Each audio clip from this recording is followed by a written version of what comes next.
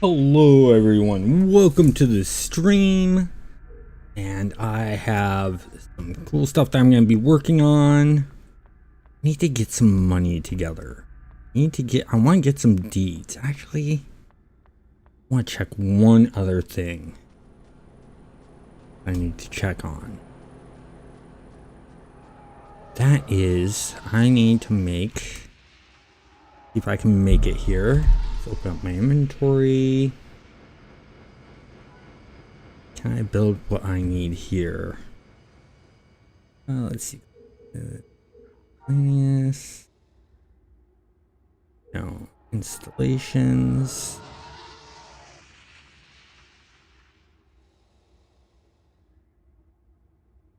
Power generation. So I need mining is what I need. Not moisture, not that. Okay, so let's go ahead.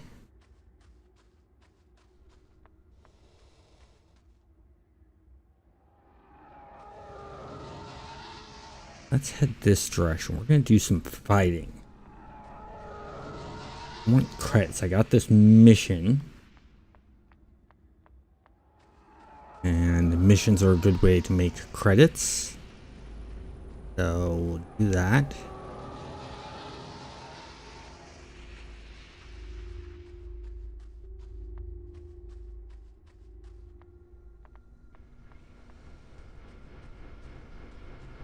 Not too far away, hopefully.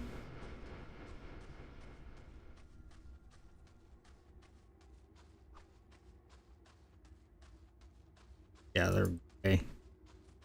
I can do this easily. That.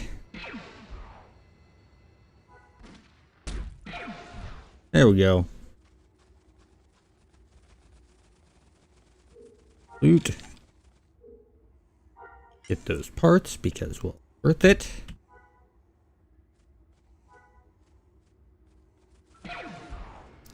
Go.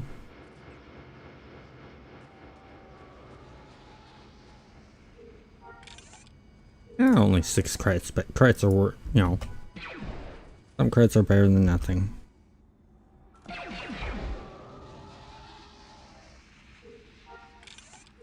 Some wiring.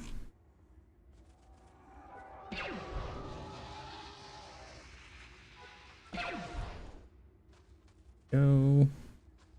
One more. Credits. Kick him out. There we go. Loot. Now we need to move here to these guys. 1 swoop leader, 2 elites.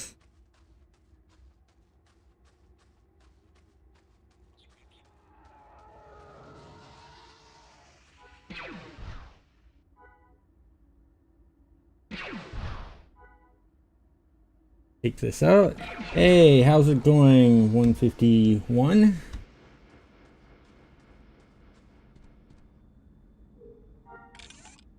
Five credits. Oh man.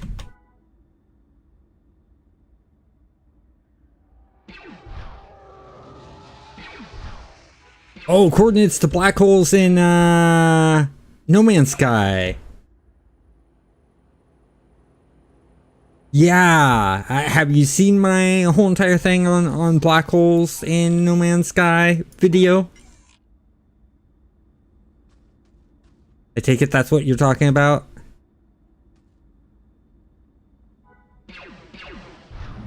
I aggro too. Oops. That's okay. Not him, so let's get him.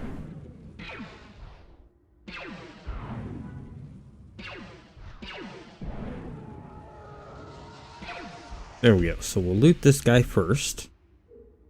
Anything good on him? Nope, out of range. Okay, gotta get closer.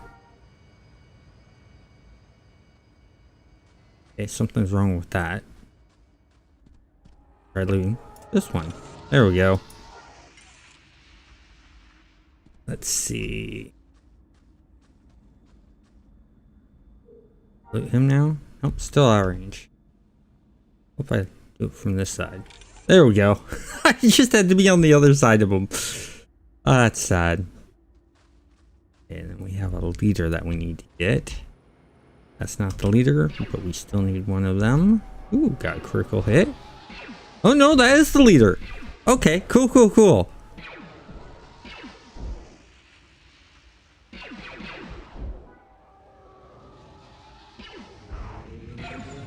Oh, well, thank you for the subscription. I greatly appreciate it. And, yeah, No Man's Sky, I'm loving the update that they did. The World 1 update. Oh my god. That's getting so much hype. And it's great. I like the visual upgrade that they did in No Man's Sky.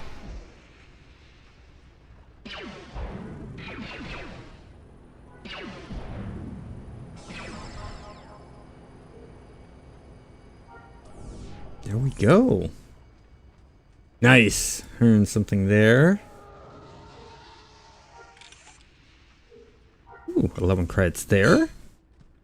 Let's close this off. Oh, didn't need to. Automatically went away.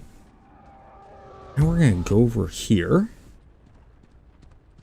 Yeah, the great thing about a lot of the videos I do, 151, is the fact that I do, they're all mostly guides that I do for pure videos. And so you don't need to watch all of them. So if you know how to do something in No Man's Sky, there's no point in watching it. And I'm fine with that. I do a lot of the guides for the people who don't know how to do something. And sometimes I get backlash for that. Sometimes I don't. You know, like I did a video on how to get the aqua jets for your ship in No Man's Sky. And I've gotten a lot of backlash from current players on, oh, well, that's simple. You just go to Anomaly, you go to the ship merchant, and you buy the blueprint for the aqua jets. And my immediate response to something like that is, well, guess what? You're a current player. Yeah, you know how to do that. But what about someone who just bought the game, is brand new to the game? They don't know that you can get that on the Anomaly, or where to go on the Anomaly to get it. That's who my video is for those few who don't know how to do that. But I'm very excited, you know, for was it Stars Reach is a game I'm looking at. And the reason I'm looking at Stars Reach is it's an MMO created by developers that worked on Star Wars Galaxies. Oh, cool. Okay, well, welcome to the community. I hope you like the other videos and stuff that I make. Just to let you know, not all the videos you will see will be about No Man's Sky. I do videos on City of Heroes. I've done videos on Blood Bowl 3. This is mainly a gaming channel, but my main two focuses right now, or actually three focus, primary focus is No Man's Sky and City of Heroes. And then some tabletop RPGs is what I cover on this channel. I am going to be adding in some Stars Reach stuff. I want to add in and make that another portion, just like my City of Heroes and No Man's Sky stuff is. And the reason I'm going to do that is because I did a poll on my community tab asking my No Man's Sky viewers, why do they play No Man's Sky? And did a poll. A majority of them, at least 37% of them, said, and that's the highest percentage, said that they play No Man's Sky for the space exploration. And so with Stars Reach, having thousands of planets to explore and stuff like that, I thought would be a good fit. Plus, it has that feel of Star Wars Galaxies that I like, so I thought it'd be a great addition. And that's why I'm streaming Star Wars Galaxies right now is to sort of get that ball rolling.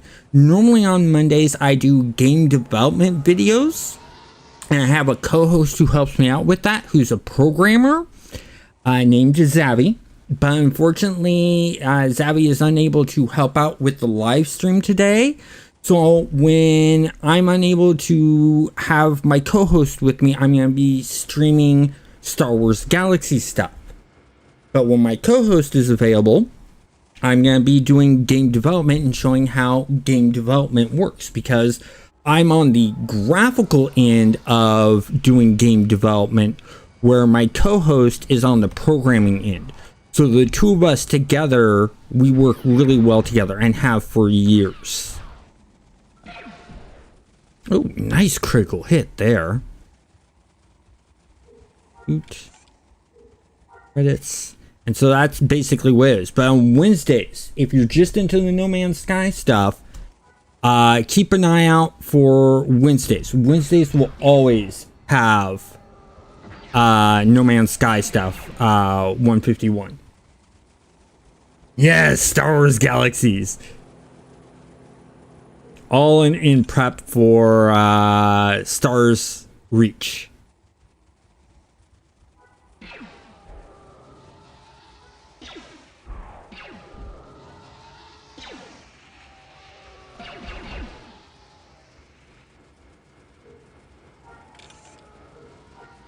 Okay, one more to take out. We'll take him out.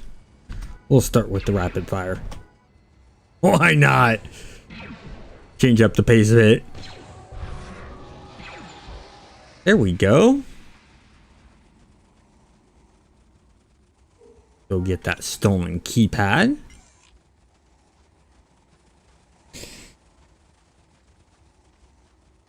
And Duke, glad to see you here. How's your day been going?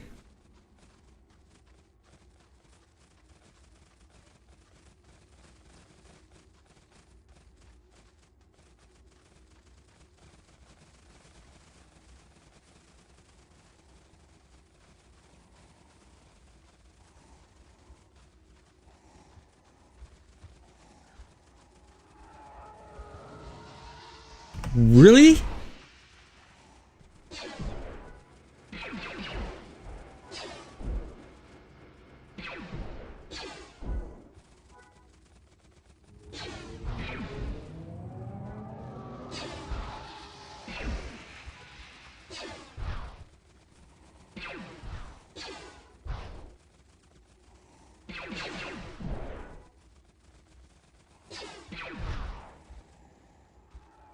Oh, my day's been going really, really good.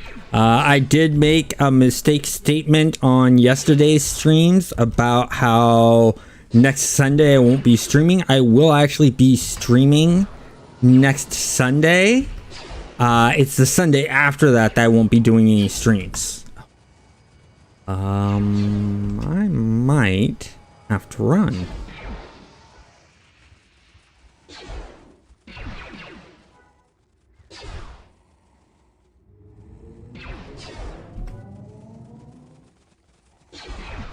Let me loot this guy and then run.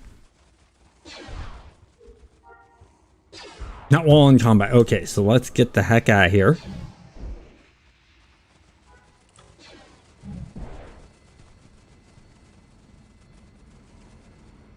Okay, good.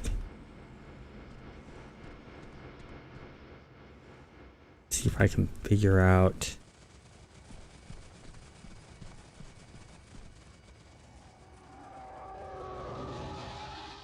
No longer in combat.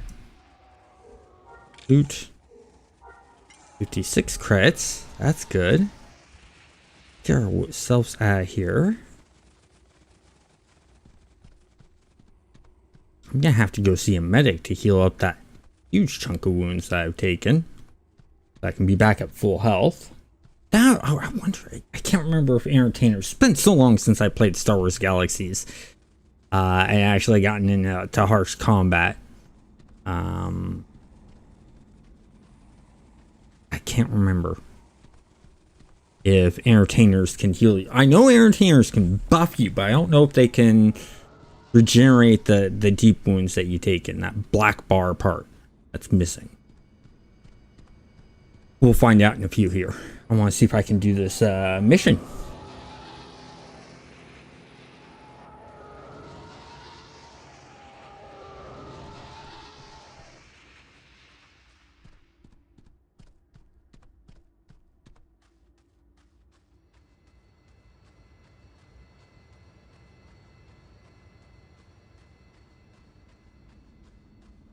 Well, what are these guys? Oh, these guys are green. I can take them out. Good critical hit right there.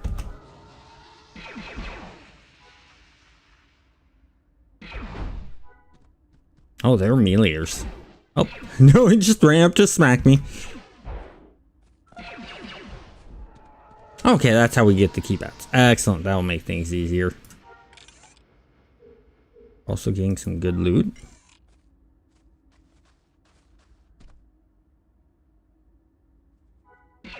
Yep, I have the range.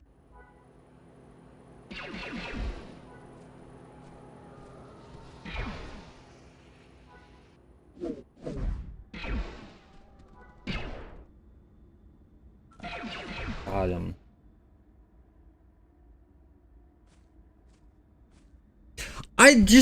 You don't see that many Athosians in the game. And I just thought it was a unique, different looking character. And you don't see many Athosians as fighters. So I thought, hey, why not?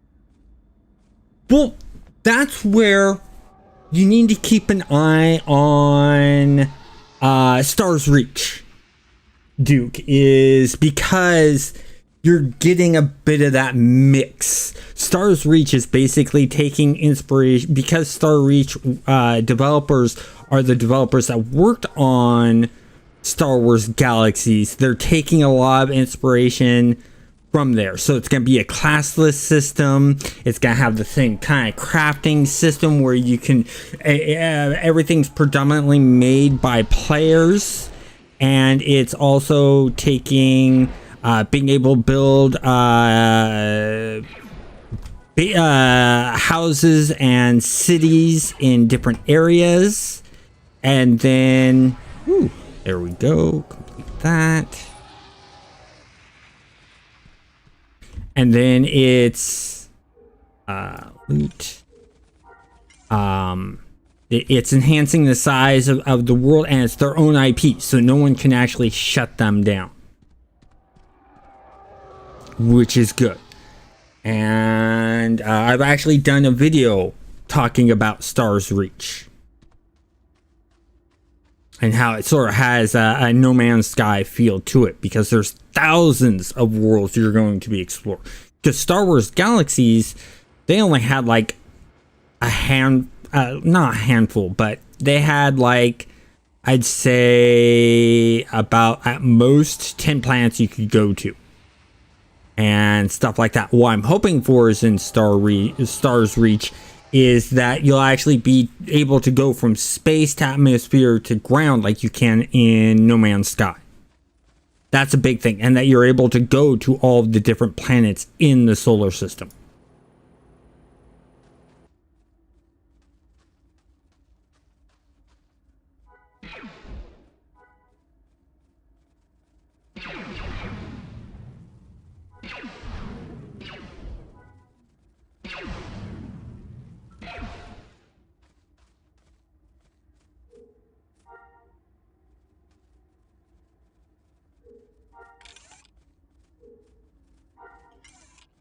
Go.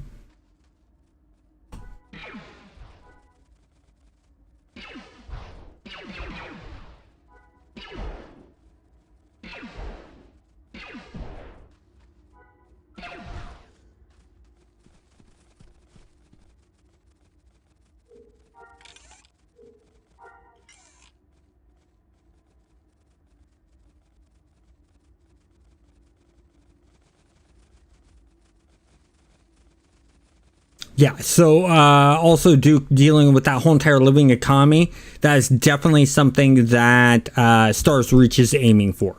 It wants a player-based economy and stuff like that. And that's the one thing, the thing that I really liked about Star Wars Galaxies was the player economy is just really, really good. And the fact that entertainers had a reason to be. Doctors had a reason to be, and they didn't need to be in combat. They didn't need to be with the combat group. They could literally hang out in the medical areas or the cantinas. So there we go. Just had to hit the right spot. And I think that they're going to do a better job with it, especially considering what Star Wars Galaxies did for being a game that was released in 2003. That's over 20 years ago. Imagine what they can do now with the game.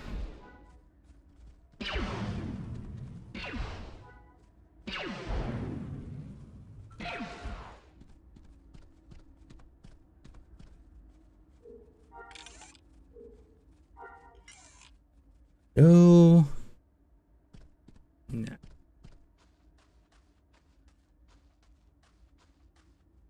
We'll take him out. He's a level 2. I can take him out.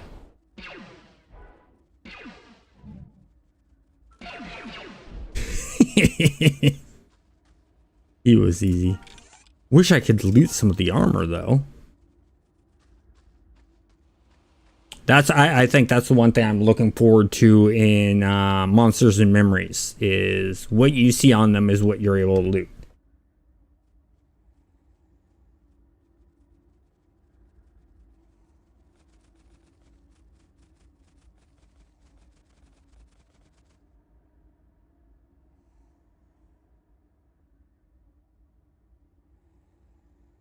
Yeah, and you'll be able to do the same thing in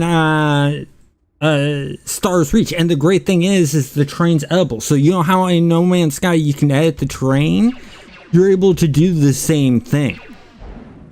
And anyone who runs the planet and governs the planet sets up the rules for the planet on being able to harvest things and stuff like that. And I think that that's really, really cool idea, that you're able to govern a planet.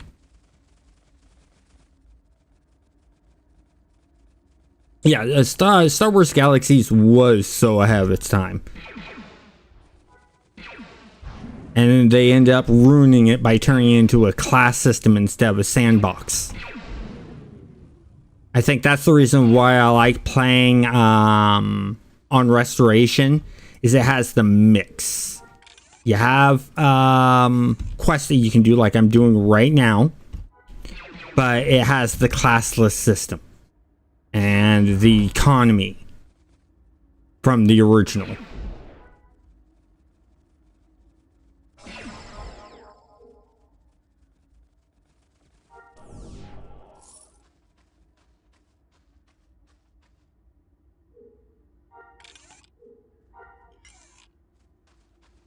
Where are we going now?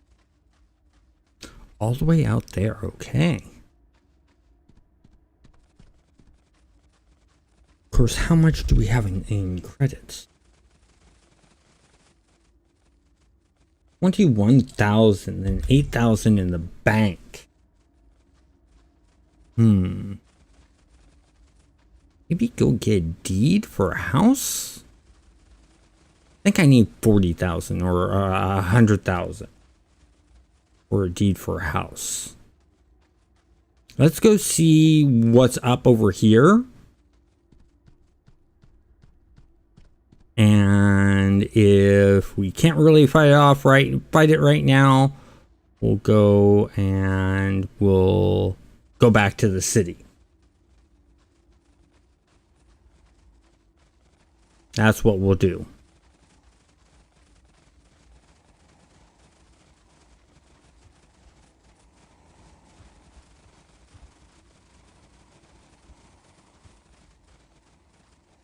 But I also need to work on harvesting bones. I need to harvest hides. I need to get some metals and stuff like that because I am working on being an armor smith on this character. Oh yeah, we can take these guys out. And the reason I'm working on being an armor smith is there aren't that many armor smiths that I know of that make Dosian armor.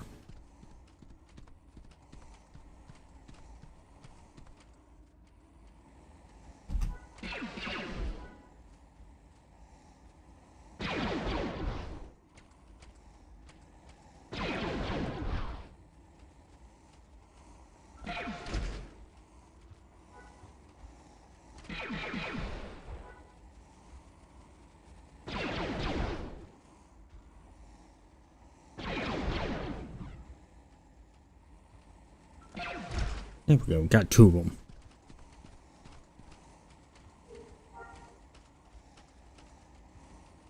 Nothing on the corpse, okay. At range. Still at range.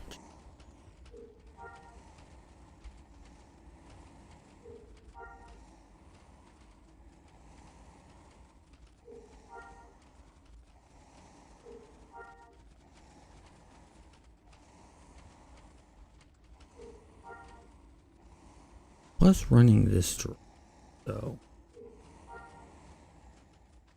let's try over here. No, screw it.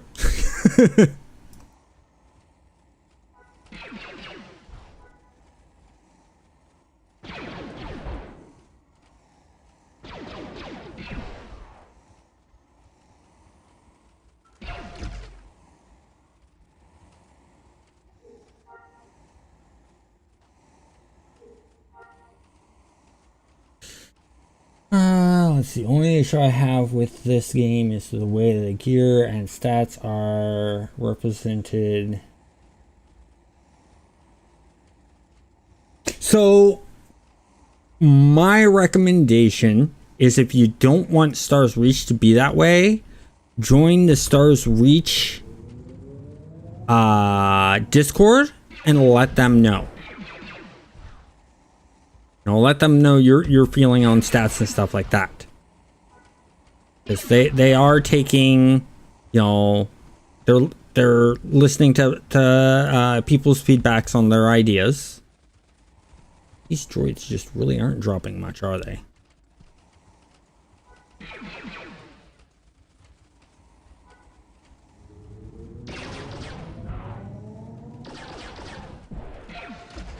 There we go.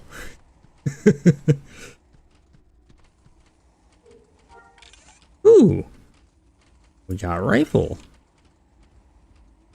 here.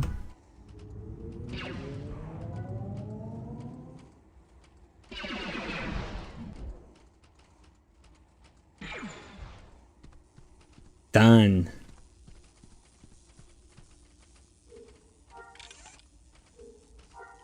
Controller box.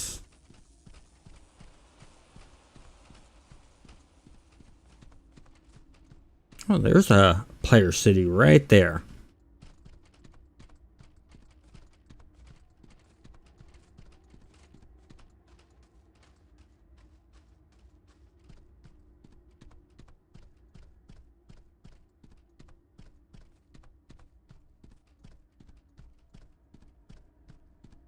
Now, one thing I'm wondering about with Star's Reach is, are they going to go the original EverQuest way of doing death, where players have to go back and loot their body? Or are they going to go the direction of your equipment stays on you?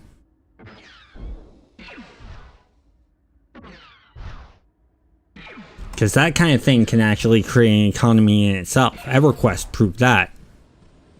My mage made a lot of money in EverQuest with creating gear for players when they went to go back to their bodies. My Shadow Knight made money on corpse summoning.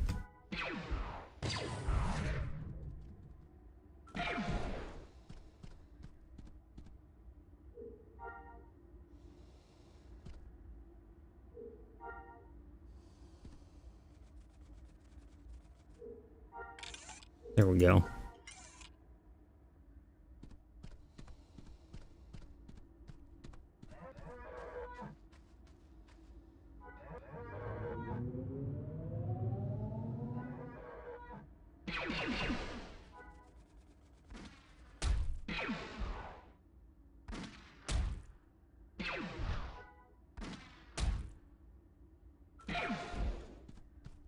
You know, another group that made money in EverQuest by doing stuff and using their abilities.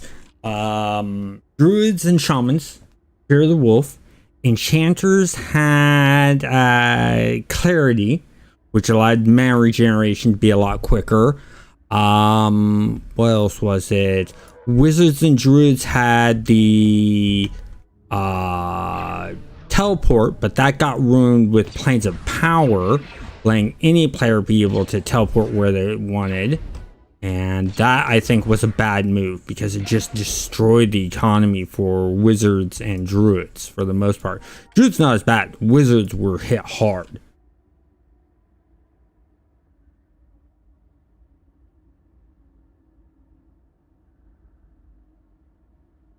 It could, but I mean, half the fun is trying to get yourself back and get your equipment.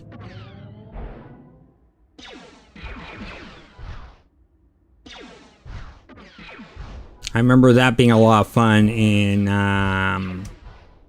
EverQuest.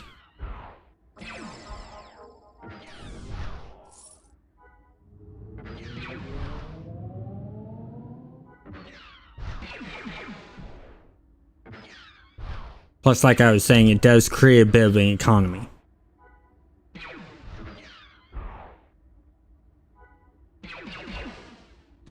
He bounced.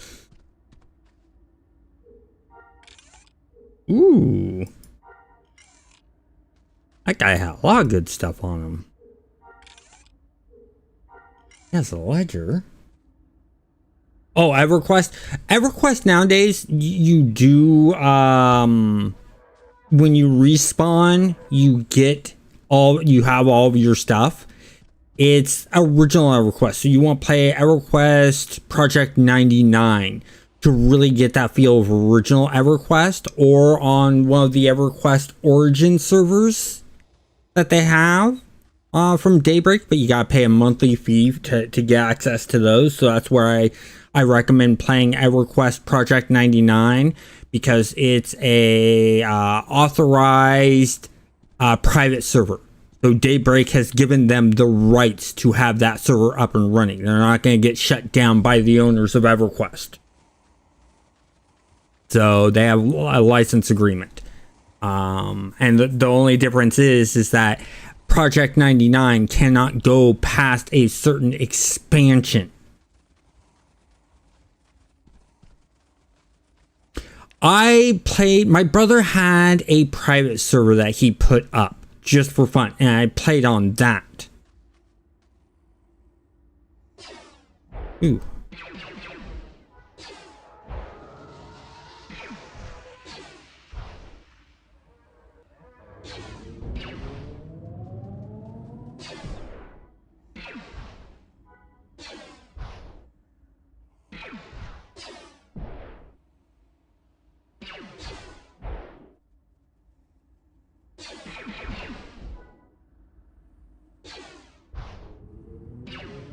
Oh, got a critical on that. Nice.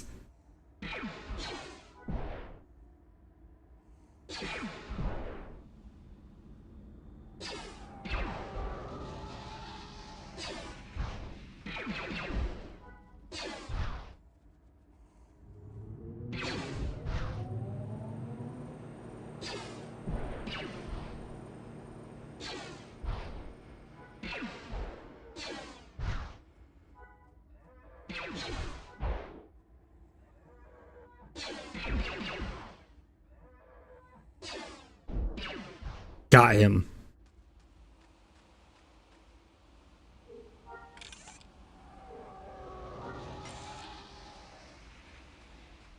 Let's not push our luck any more than we have to.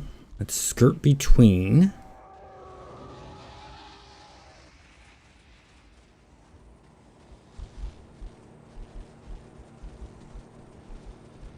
One thing I've always been good with in games is getting between mobs.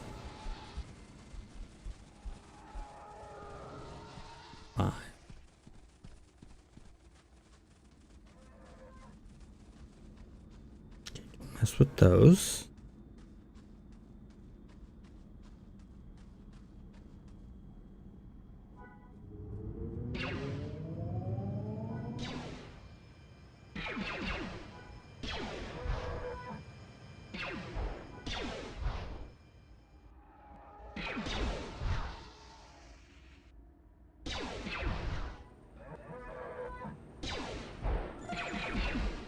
There's one. I only need 4 of them.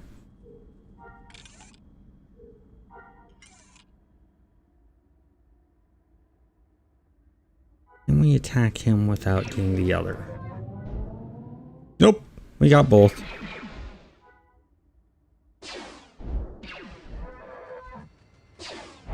I think we can take them both.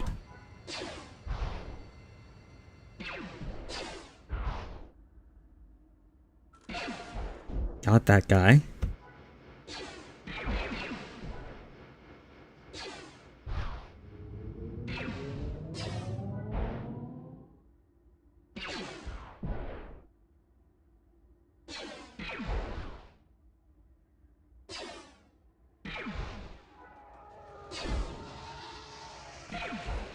Got him.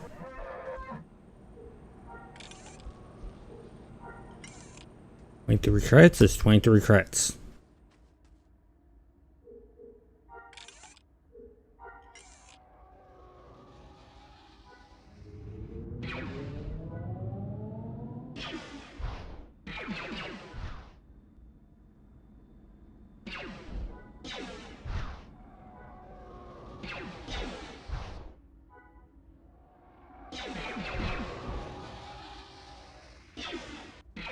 There we go.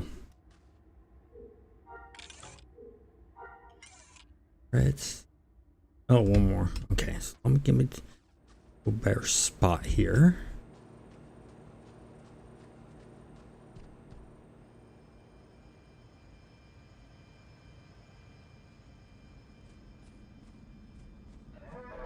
Yeah, your account on the EMU server should still be available.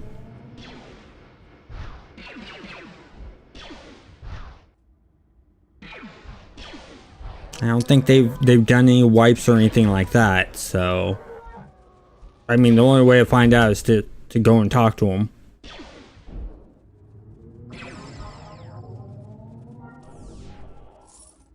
There we go.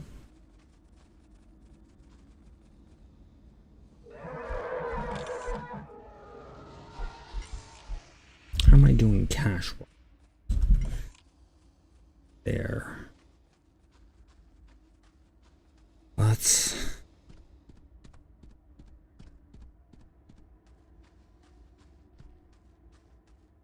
over here.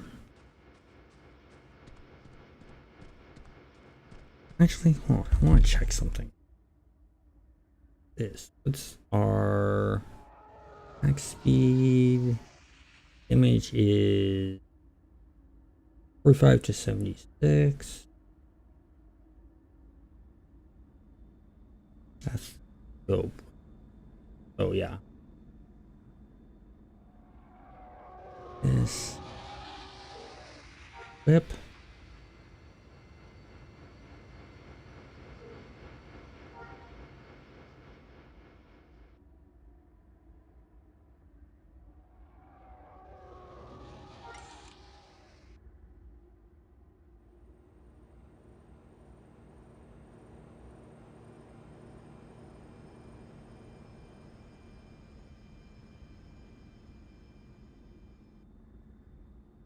Yeah, I have no idea for the EMU servers. I played a little bit on them, same with legacy servers, but when I found out about the restoration server, it had the mix I was looking for. So I moved over to the restoration server.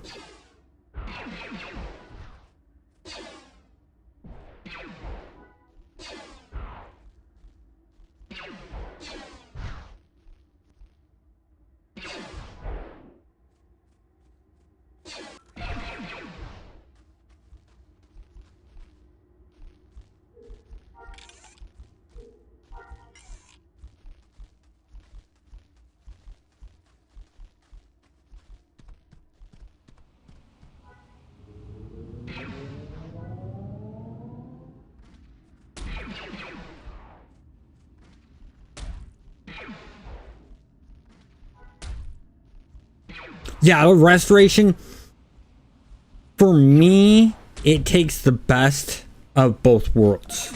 So I like that they added in quests. I like that they, that there were spaceships and stuff like that. Like, for instance, the EMU server, you have just the vanilla Star Wars Galaxies. Legacy, you have before the servers, official servers got shut down. Restoration takes the space capabilities and the quest system that was in the game before it was shut down, but brings back the skill system instead of the class system. I am playing Athosian is what I'm playing. I believe is what it's called.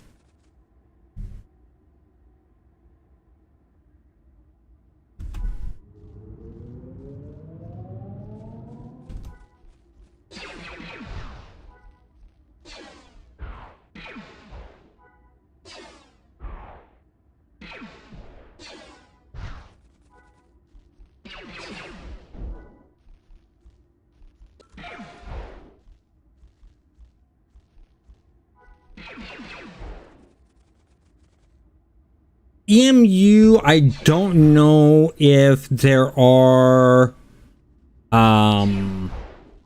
Jedis in EMU. I believe there are, but I'm not 100% positive.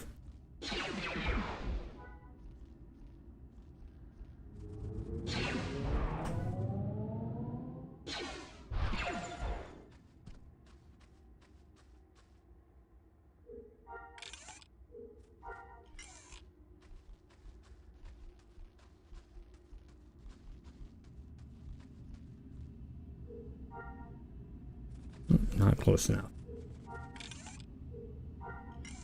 There we go. Yeah, they may have added after. It's been years and years and years since I played on the EMU server. Now I know Restoration has them.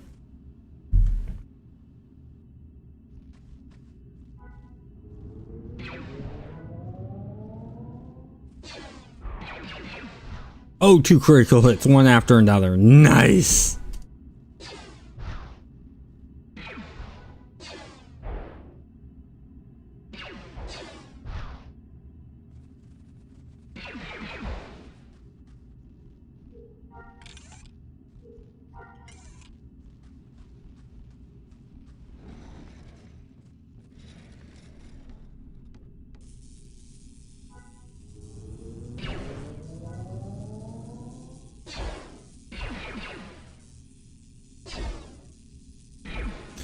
Restoration has a good player base. I think most of them are on Tatooine. I'm not positive. I haven't left Tatooine. I do want to leave Tatooine because I am looking at probably building my base on Naboo or something a little bit nicer looking.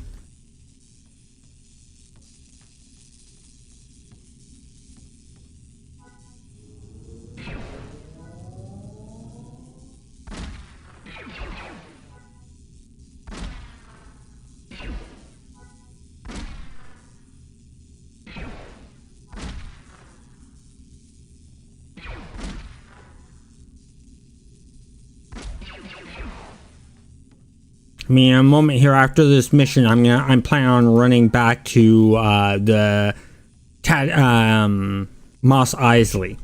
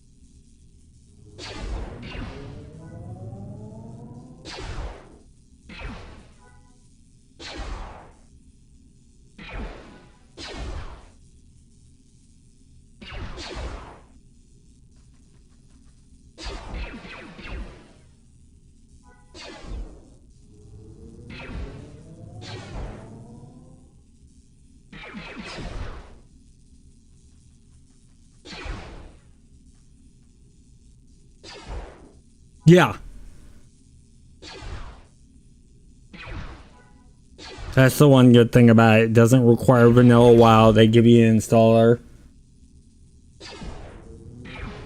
Yeah, especially when you have a computer like mine where you no longer have a CD-ROM drive.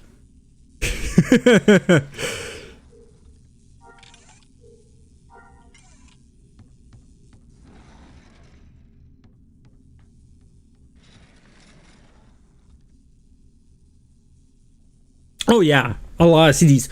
Well, I remember I got into the Star Wars Galaxies beta, and I had to pay $50 to get into the beta. And the reason I had to pay $50 is this was before they had high-speed internet. We were just getting into DSL internet, so majority of the people were still on 56K modems, and so they would ship you the discs, but they had to pay for the cost of the discs. And because there's a small quality amount of discs that they were sending out, they charged regular price. So I paid $50 to be in the beta, and you also had to get accepted. So if you got accepted, they'd say, okay, if you want to play, you have to pay $50 to recoup our costs for printing up the beta discs. And it came with 5 discs.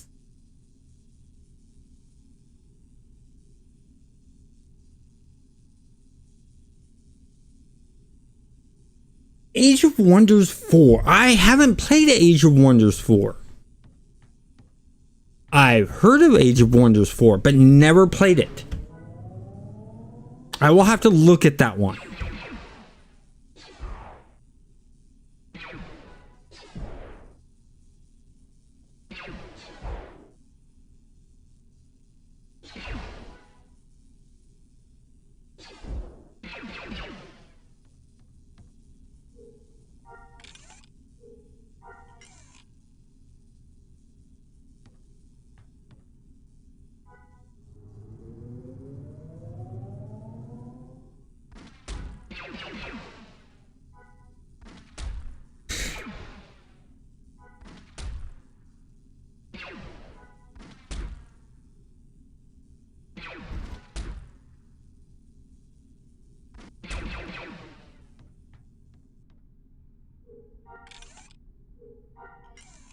Another guard here. We'll take out this guard.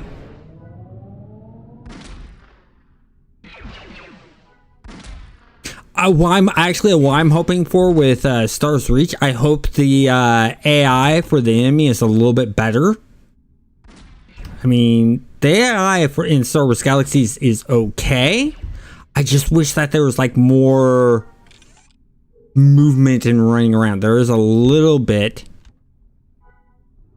in Star Wars Galaxies, but I want a bit more. I want it to be more than just pressing buttons and sort of standing still.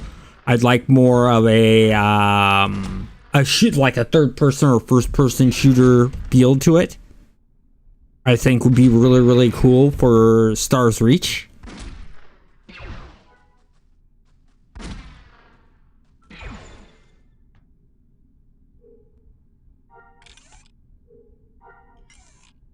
And then return to what's his name. Okay.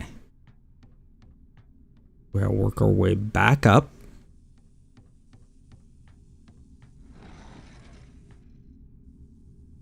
Fight our way back up.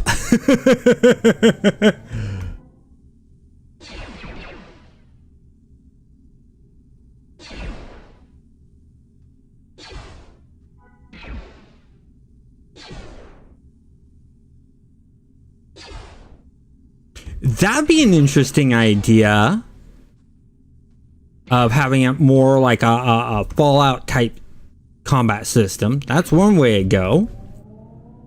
You're talking with like a VAT system where you get to choose head, stuff like that.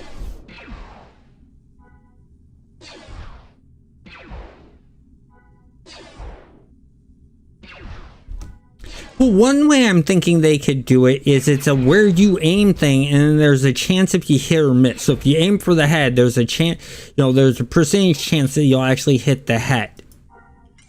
And then if you don't make that percentage, it then checks to see if you hit somewhere else on the body or what. On this, that's lower than what I have. I think that would be an interesting system, but that's just me. But that system is another good way to go.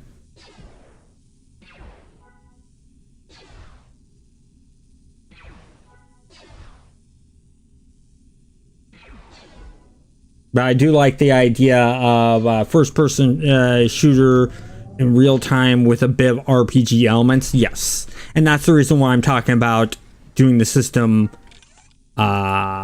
I was just talking about is it's first-person shooter with RPG elements, whereas this shooter is just RPG elements. For Star Wars Galaxies.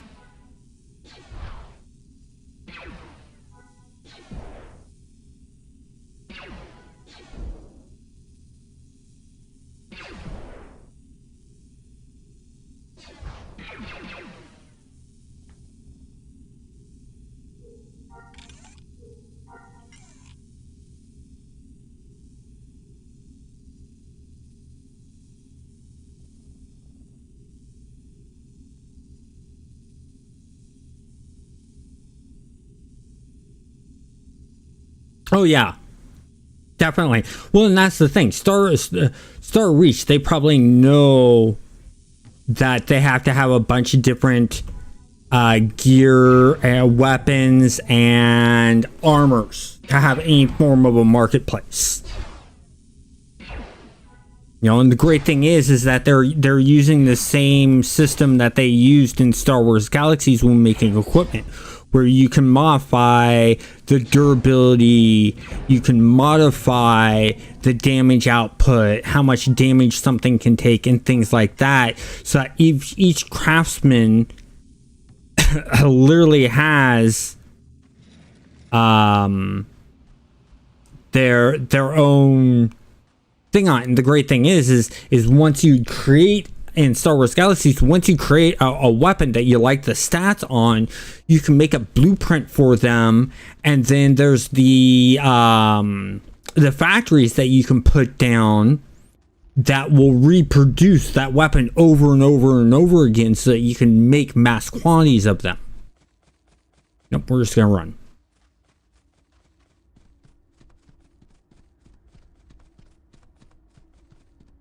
And I think that was a smart idea. And then having the vendors so that you can make a shop.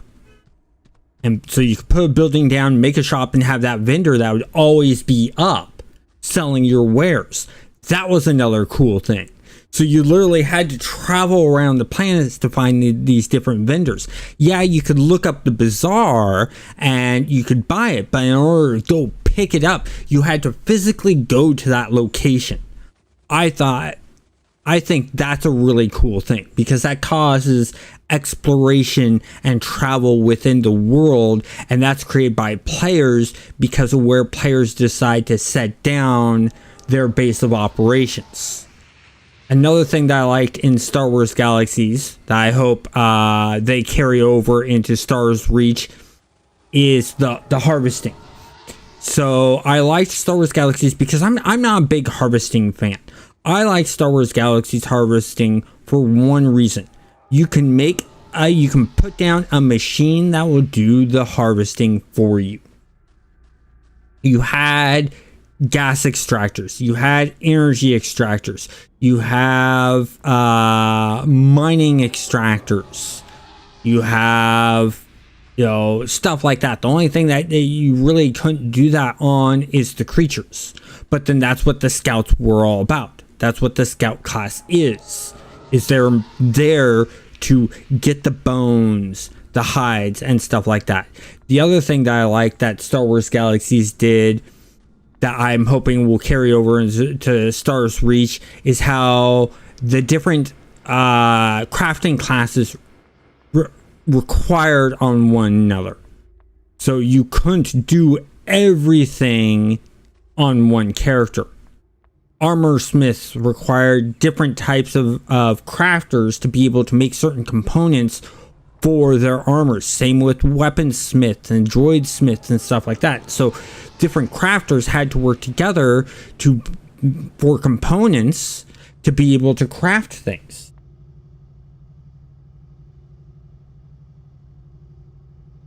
Oh yeah, hiring droids to maintain your facility would be cool. Heck, even being able to hire NPCs would be cool.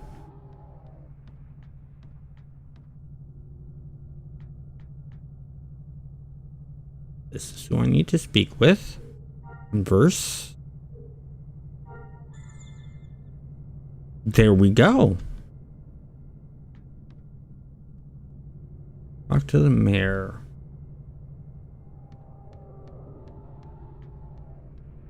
So if you want to see the player base, let's show around the player base a bit here. Like, here's a player right here. And this is the starport. And near the starport, you normally see a lot of players hang out. How much cash have I made? Okay, nice little handy chunk. Let me go to the front of the starport here. As you can see, there's already some players hanging out here. Got a couple there. So there's only a couple hanging out here. But let's go to... Where is it?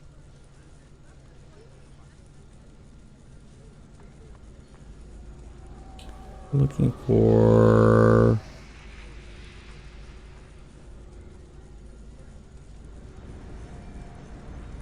I'm gonna go this way.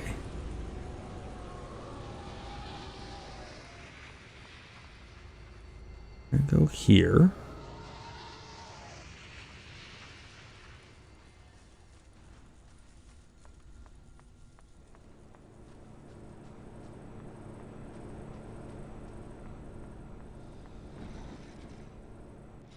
Yeah, I mean, let's go in here because in the cantina, yeah, look at how many people are hanging out in this cantina.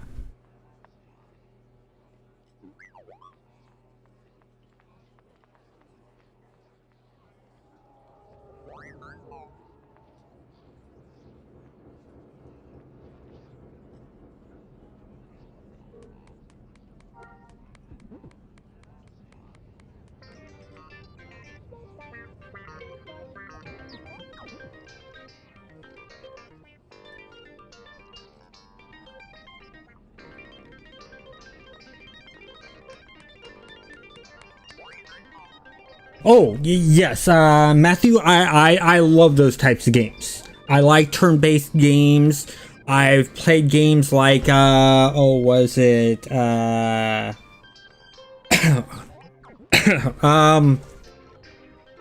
like things like, what was it, can't remember the name of it. Might and Magic, I've played. I've played, Fallout Tactics. I've played, XCOM 2. A lot of turn-based stuff and 4X stuff I enjoy playing.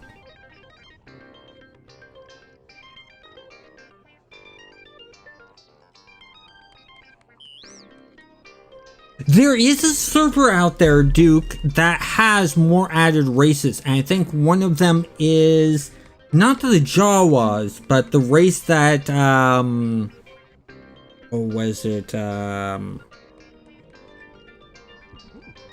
thinking here.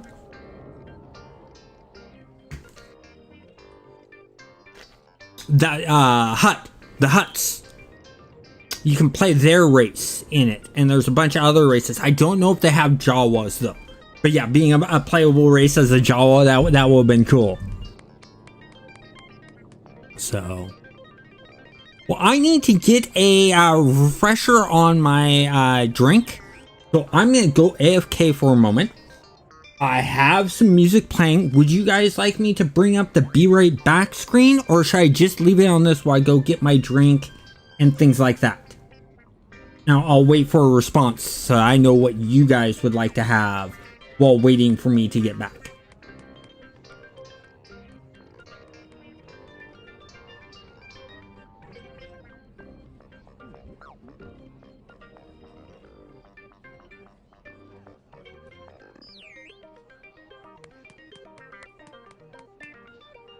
Okay, I will go ahead and keep it on this. I'll just mute my mic, and that way you guys can listen to music and go from there. Be right back. In fact, what I'm going to do so you guys can hear it better, I'm going to turn up the volume. I've maxed out the volume for the game. And I'm now going to mute my mic. I'll be back in a few.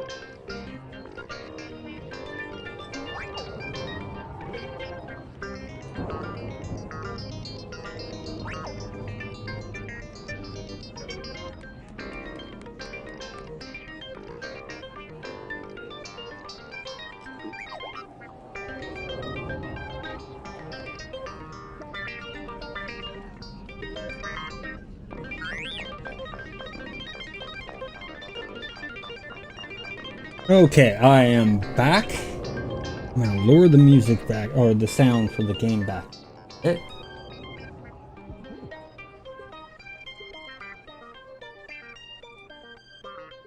Alright, 10. There we go.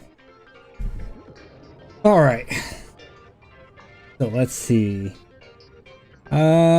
Question I had here was, or statement, in Age of Wonders 4, you can create your own faction and have quite a few options to make your faction race. I definitely will have to check out Age of Wonders 4 then. I like being able to create stuff.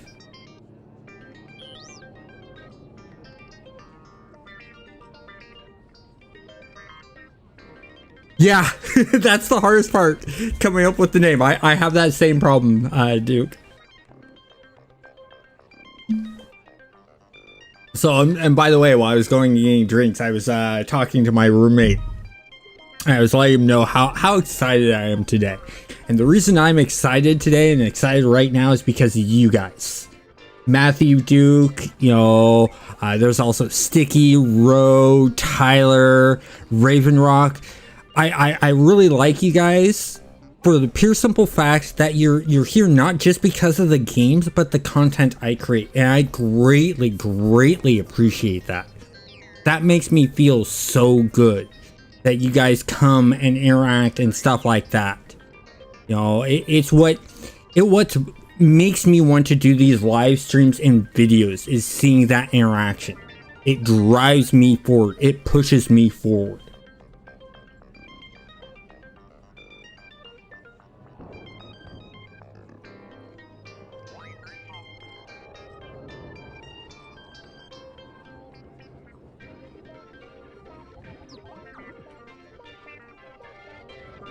Yeah. Well, and that's the thing, that's an automatic thing I have set up. You'll see that in the list of players. Let me listen to him, see if I can get some of these. Stop listening. Start listening.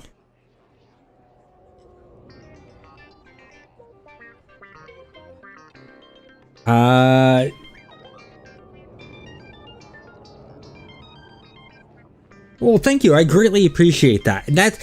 I'm being nothing but myself. What you guys hear on stream is literally me. I hold back a bit on certain things. I make sure not to swear. Except for a few times I may use like damn it or something like that. I also hold back on, you know, some joke telling and goofing around to make it for all ages.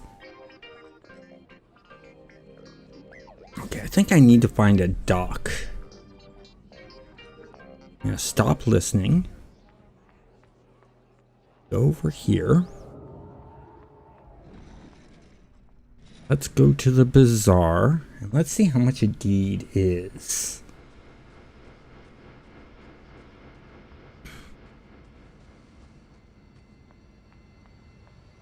Got an Imperial Trooper here.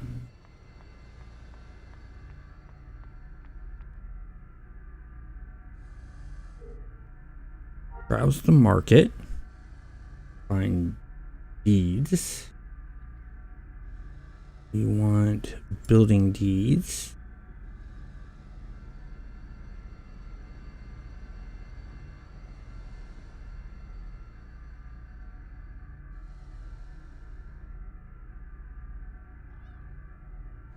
Let's start with small. Go entire galaxy, none found. There's one. How much? Ooh. Oh no, that's not too bad. It's on Tatooine. Where on Tatooine?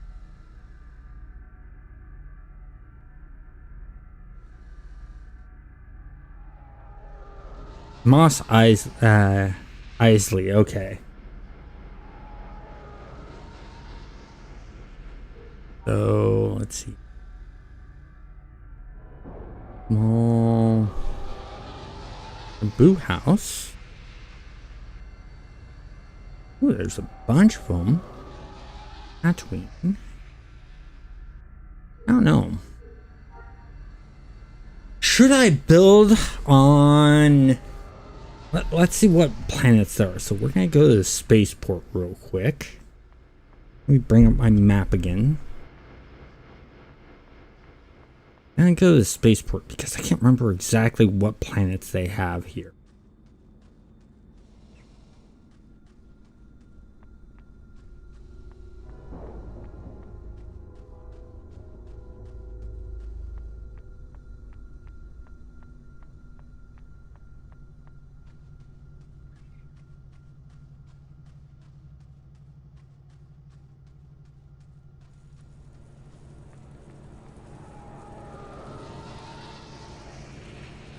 Here. Where's my map? Get to the ticket console. We're not gonna fly our own ship. Use.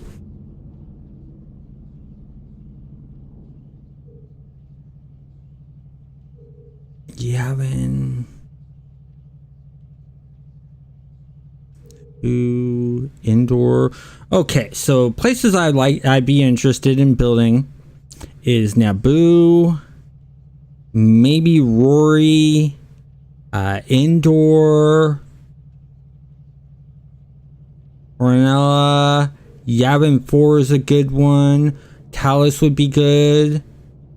Kashyyyk would be good. I'm not gonna touch Dathomir because I know how dangerous that could be. My favorite Star Wars character, Boba Fett. I've always been a big Boba Fett fan.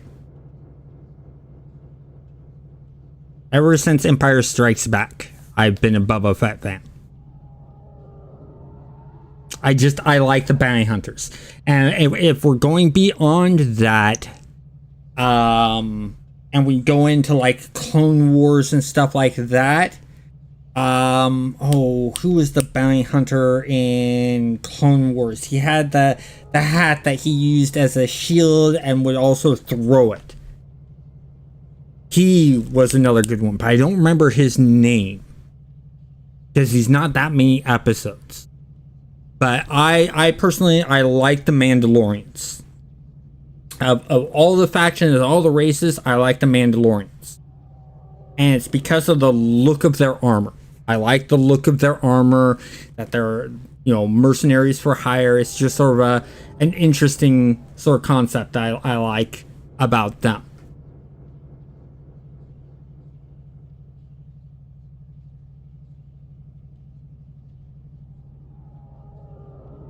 Oh, Darth Vader was your favorite? Cool. So, where do you think I should set up base? Like I said, I'm thinking either like Naboo, Rory, Endor, Coronel, Yavin 4, Talos, maybe Kashyyyk.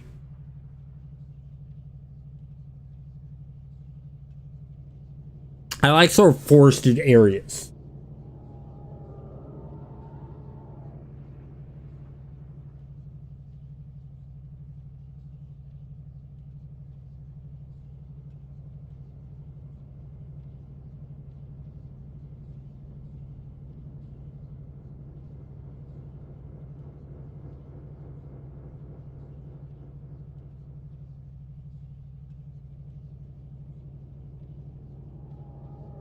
Oh, Dash Render, not Darth Vader. Sorry. Oops. Misread that one. Oh, smuggler guy. Yeah.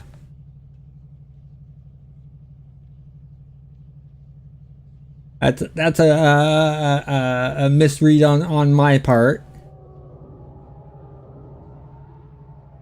Thank you for correcting me on that.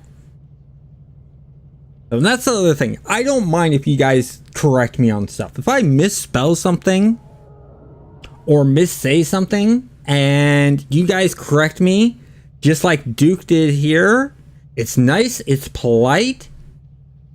I'm willing to accept it. I'm willing to go, okay, you're being helpful. Thank you for correcting me on my mistake as well, I'll say. But if you're a jerk about it and you're doing things like calling someone an idiot or stupid or something like that, that's where I ignore it. But with Duke doing what he did, I'm exactly going to do what I did. I'm going to accept it, apologize for the mistake, and just learn from it. Yeah, similar names. And when it's similar names, that's where the nystagmatism that I have jumps in. When it's similar, because my eyes jump around, my mind fills in the gaps. And because the first thing you think of, because of the dash, Darth, and then the look of Render and Vader are somewhat similar, my mind fills in those gaps. And that's where I came up with my mind came up with Darth Vader. In fact, that's something I'm going to look into. I'm going to see if I can adjust. Let me check that right now. I'm going to go into here.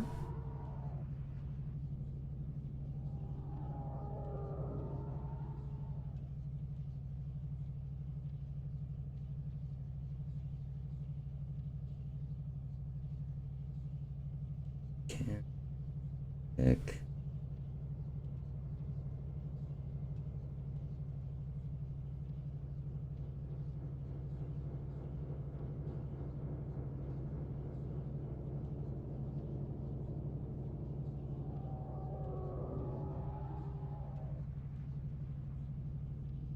Okay. Ooh, I think that will really. There we go. Okay, so I've made a change to my stream because of my nystagmatism. It makes it hard to read small fonts, and I found a way to zoom in and make the fonts bigger so it's easier to read your messages for my eyes, because the bigger the font is, the easier it is for me to read, especially if it's like bold letters. My eyes have an easier time of tracking, and so I've upped the I've zoomed in so I won't see as many messages, but I'm gonna have an easier time reading those messages. Kyle Katrin was a cool character too. I wish they extended the universe hadn't gotten scrapped. Yeah. Bo-Katan. There's another good character. And it's more than just that they are a Mandalorian. And the reason I like Bo-Katan is the actress that plays Bo-Katan, Katie Sackhoff. I went to high school with Katie Sackhoff. I knew her in high school.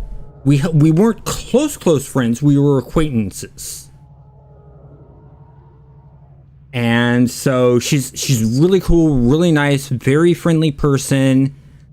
And so, you know, when I saw her in Battlestar Galactica, the remake, I was like, oh, cool. I watched it. I really liked her acting skills. She's always, you know, that was the one thing in high school. She was always in drama classes and stuff like that. And so, you know, she knew what she wanted to be even back then. And she worked really hard towards it. I'm very happy for her and what she's done. And I like the fact that she got cast to play the voice of Bo-Katan in the Clone Wars animated series, and that they gave her, you know, she did that for a long time. And then when they went to bring back Bo-Katan for The Mandalorian, they actually reached out to her and said, do you want to play Bo-Katan in the live action? She jumped at the chance. She's like, yes. And it's one of the characters she loves playing. She is literally a sci-fi geek. She's always loved Star Trek, Star Wars, stuff like that. So, but anyways, we need to figure out where I want to go. thinking maybe I'm willing it down to maybe either like Endor, Talus, Rory.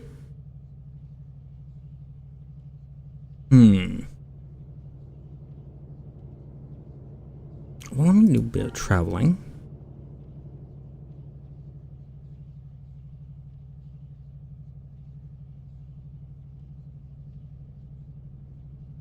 And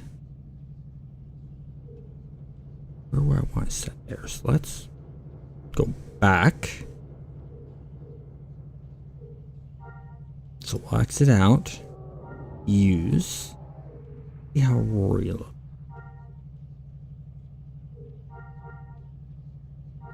Oh, can't even do that. What about Endor?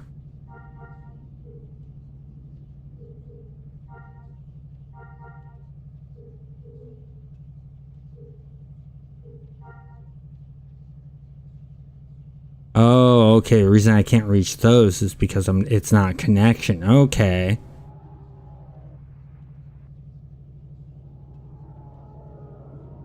What's Loke look like? Loke is another desert planet. Okay.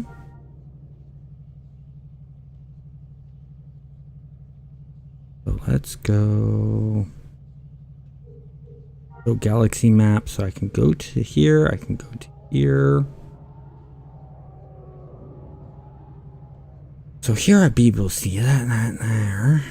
That there. Okay, so let's do Naboo.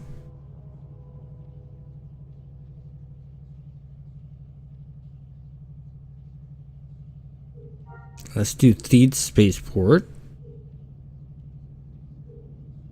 Buy the ticket there. So we're gonna go to Naboo and then we'll check out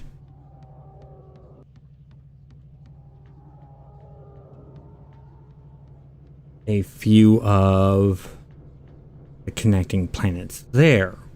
That, and I also want to see if there's any players hanging out there.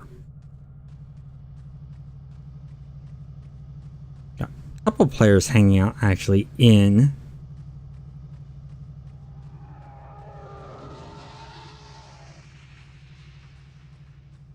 got Hunter, Master Smuggler.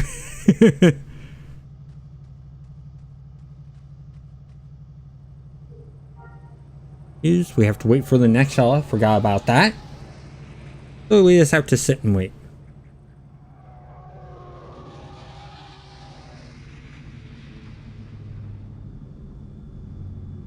There's the ship.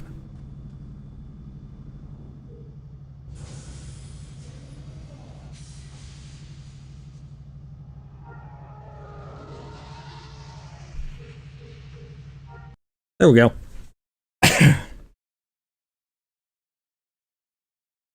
Now, besides Star Wars, what other universes do you guys look? Whether it's books, movies, comics, stuff like that. Me, the universes I like, Warhammer 40,000 universe. I like Webmage universe.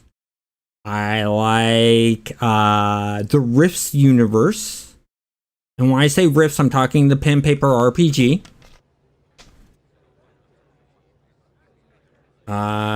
Conan universe.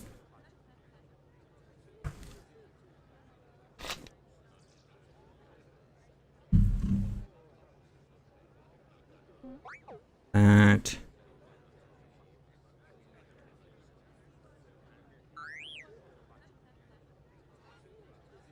No one really in this area.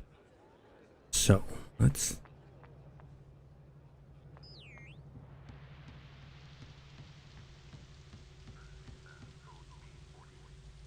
use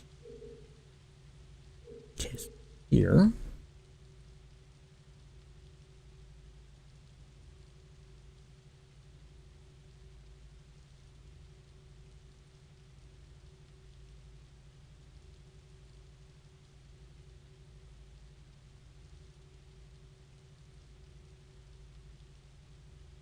What's Disgaea? I don't know what that is.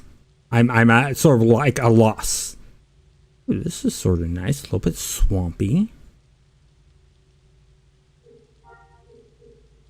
Indoor, of course, is going to be foresty. Smuggler's outpost, research outpost, so there's only 2 places to go there.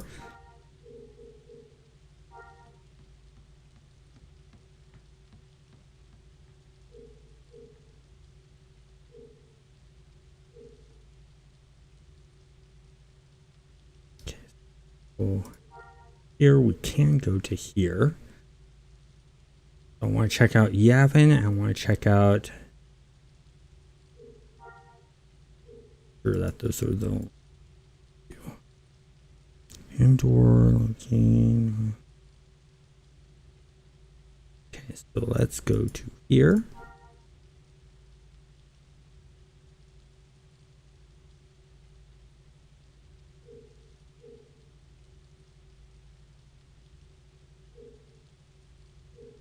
Purchase our ticket.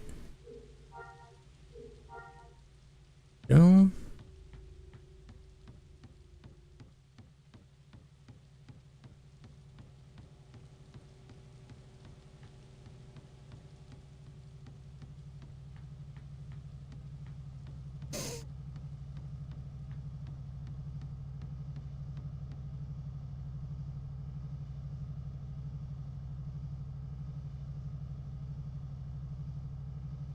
Oh wow.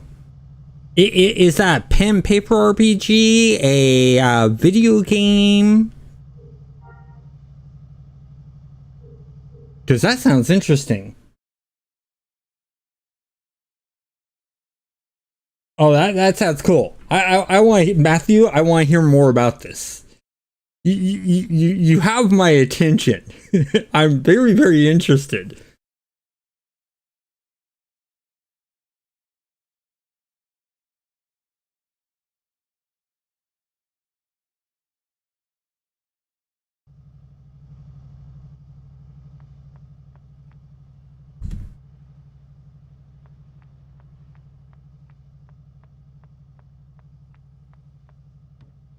It's a video game series. I'm going to have to look up that video game series.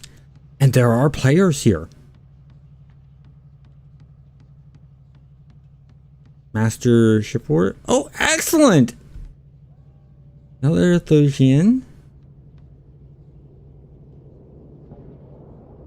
Okay, cool.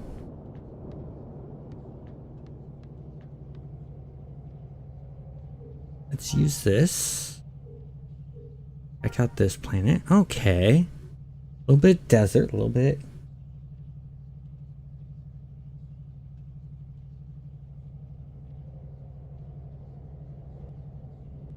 Let me check that real quick.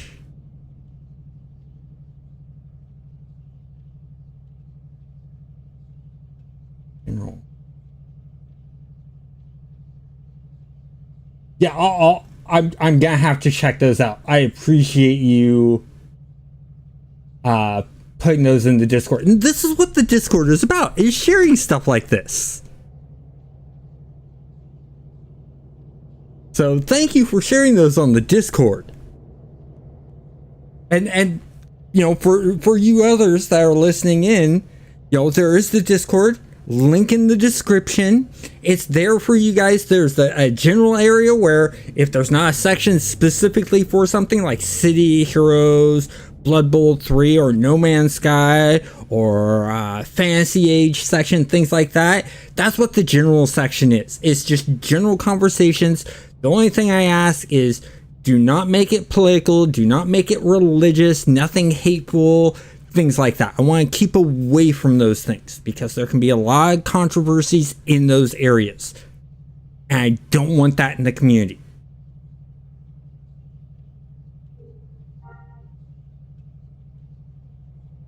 I've played Final Fantasy Tactics. There's aspects I like about Final Fantasy Tactics, and there's aspects I don't.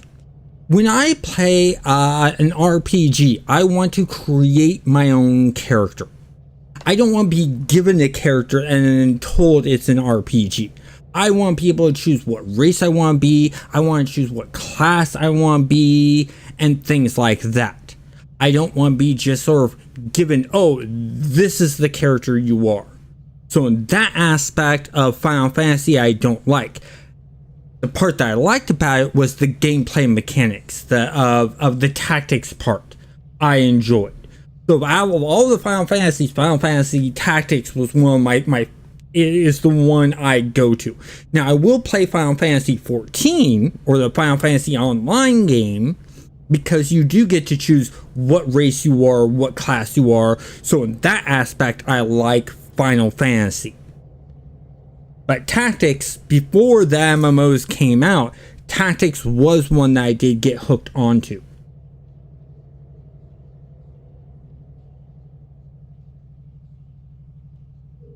So yeah, I'll definitely check that out. What was the game I'm thinking of? Give me a second here. I'm gonna look something up real quick. Go to GOG. Because I know I bought it on GOG. I just can't remember the name of the game. And give me a quick moment here.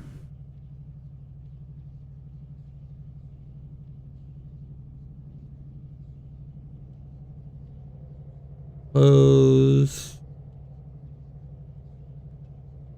I want my games. The Lords of Magic. Have you ever played Lords of Magic?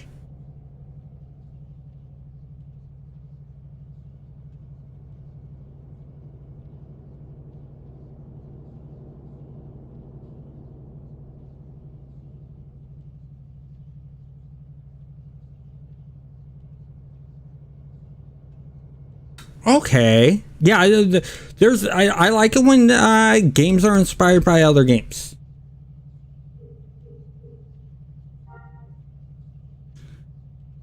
Ooh. Yavin is a lot different. Almost maybe. I'm leaning more towards indoor or maybe Rory. Lords of Magic is a really, really good game. If you've played things like Might and Magic, it's like that. It's like Might and Magic. But the great thing is there's dungeons to go in and explore, and your character levels up, and your groups of your armies will level up and stuff like that, and they can find special magical equipment and things like that. And then you can build towns and cities and bases. I'll have to stream it sometime. It's an old game. It's all 2D. It was made by Sierra.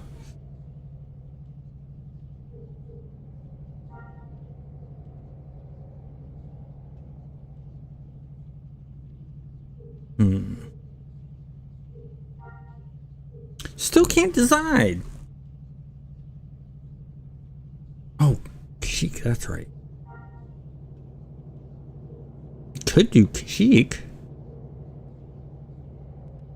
Big forested area. I think we should probably stay, since we're so low level, I'm thinking either like Naboo, Rory, Corellia.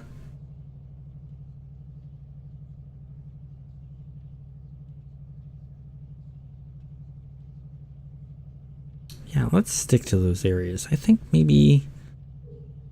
Okay, should I build on Naboo or Corellia?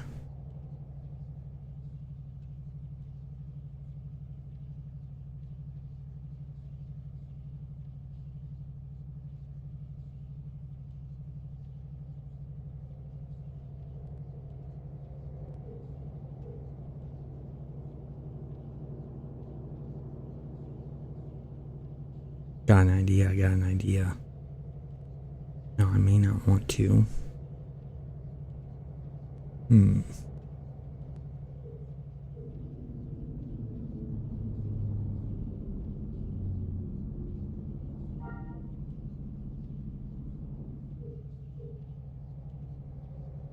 Push a ticket to there.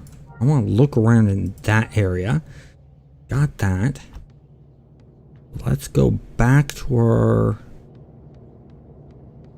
area. We'll take a shuttle to that area and see what we get. Let's turn off our map for now.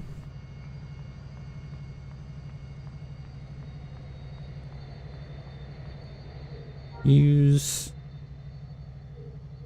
Okay. May have to go back to Tatooine to pick up some stuff like our house and things like that. Okay, this is a player made city area.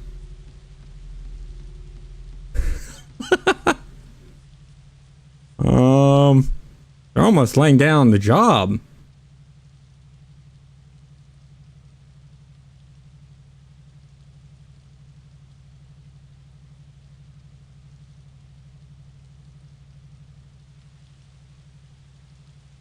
Yeah, architect trainer, artisan trainer, but there's the bounty hunter trainer. I need him later because I am turning this character into a bounty hunter. Sniper trainer, lance trainer, pistolier trainer, merchant trainer. I like that they have merchants as a skill. Mag trainer, sharpshooter trainer, fencer trainer, entertainer, droid engineer, doctor, dancer trainer, and creature handler. Okay.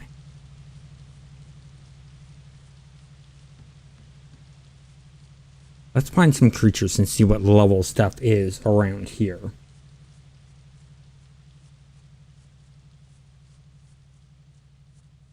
Actually, we're gonna do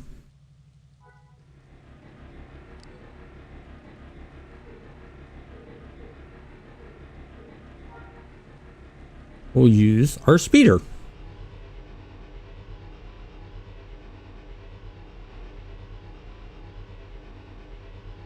I think they built on an island.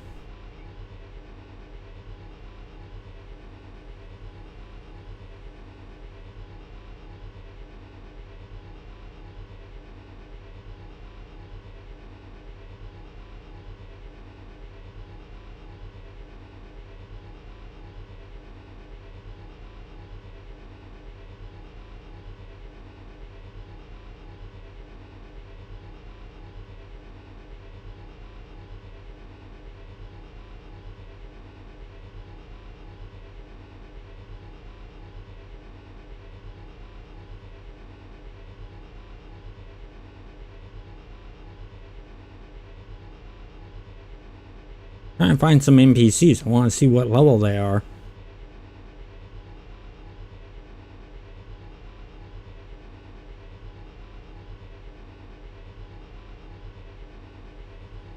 See if it's worth being here or if it's too high level for us.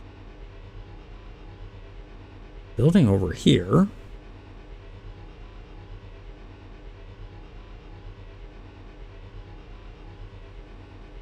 Anything in that building? Not that I'm seeing. That's probably a player building.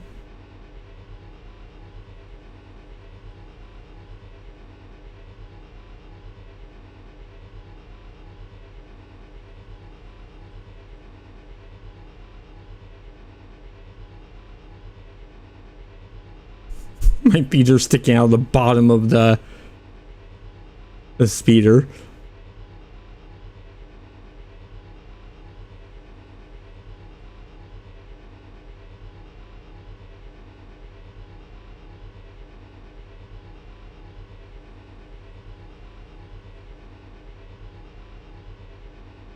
There's a nest. There's a nest. There should be creatures. Okay, there we go. Whoa, yeah, nope. Nope, nope, nope, nope, nope, nope.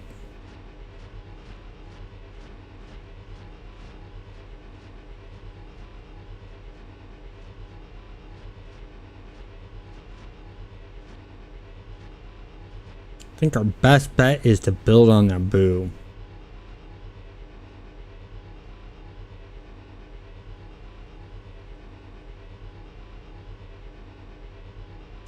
We open up the map.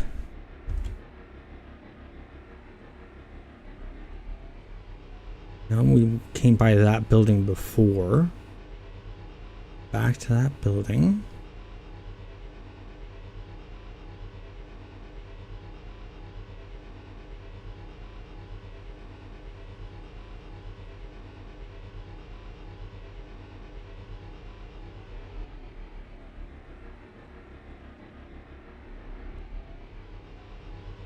Yeah, nope.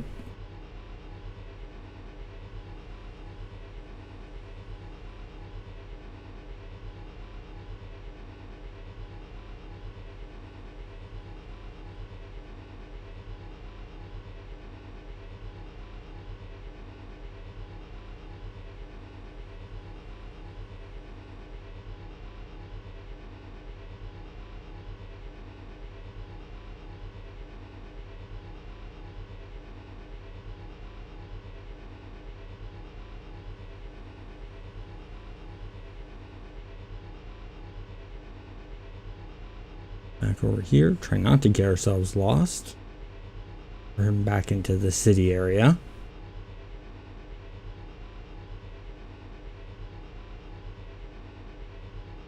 Recognizing some of this architecture.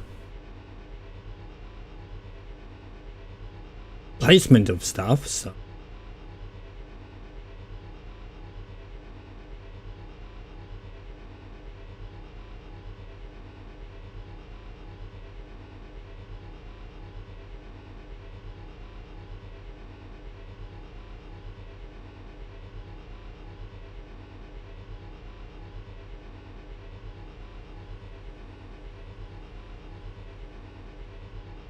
Ah, welcome back. Hopefully you had a good walk with the dog.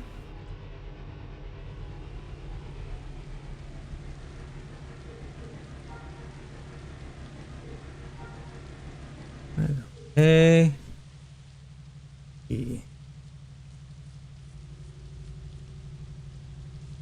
Here's the terminal we need.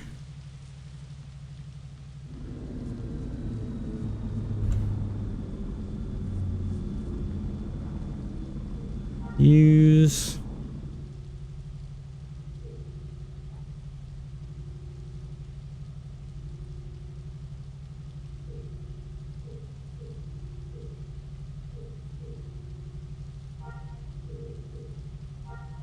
ticket, exit, okay, use that. We're spending some money exploring and trying to figure out where to go.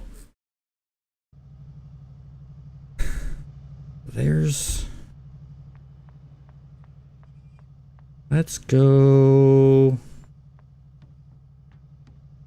I think Naboo will be our better shot.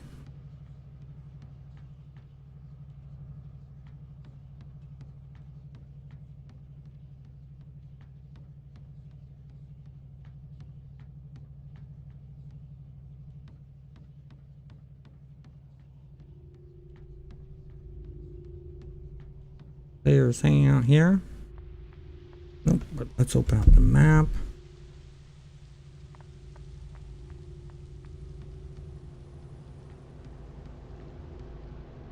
So let's go this way.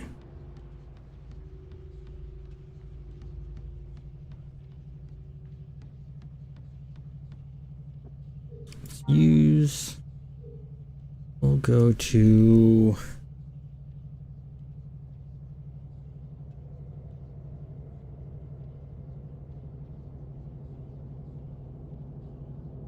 I have never heard of Death Troopers, but I want to read it. Do they have an audiobook version of it? The reason I ask if they have an audiobook version of it is I can only read for about half an hour, and then after that I have to take a break. And the reason I have to take a break is if I read more than half an hour, focusing my eyes that much to read causes my migraines, because I have to really lock down the muscles that control my eyes. Excuse me. And by locking down the muscles for more than half an hour causes headaches, which turn into migraines the more I focus. And trust me, I don't want migraines. Reading quick sentences and paragraphs, not a problem. But trying to read a whole entire book is a pain. I mean, heck, my favorite book ever to read is Webmage. And I've read the series. There's 4 books in the series. I've read all 4 books at least 5 times. But it takes me months and months to read just one book.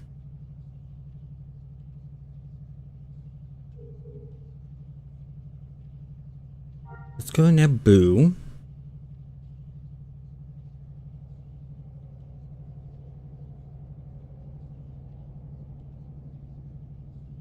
We'll do the...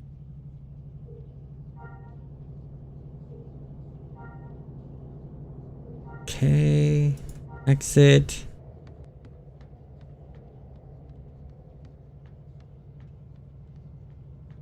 The books I've mainly read, let's see. Oh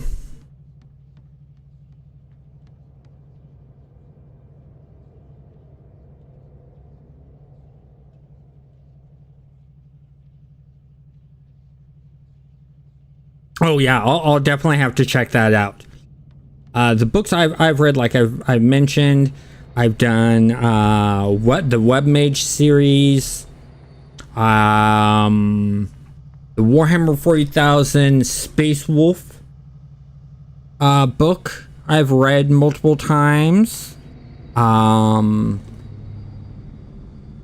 Let's see, Shadowrun rule book and some of their other books. Rift's rule books instead of their books. What else have I really ran to? Lord of the Rings, of course. You know.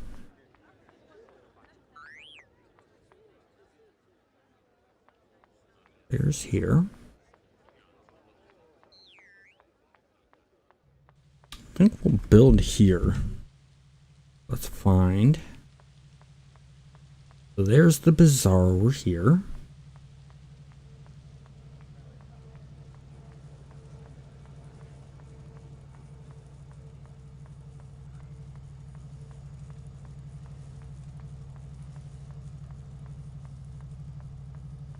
So yeah, I'll have to definitely get the audio book then.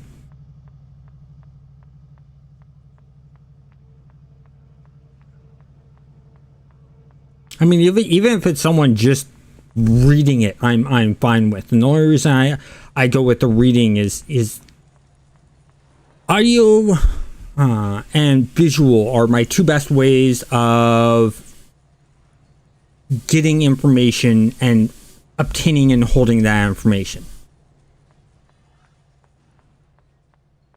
So, but I mean, if I like the story, I will go out and actually buy the book just to have the book and every so often read it. Okay, let's see. We want not data, deeds.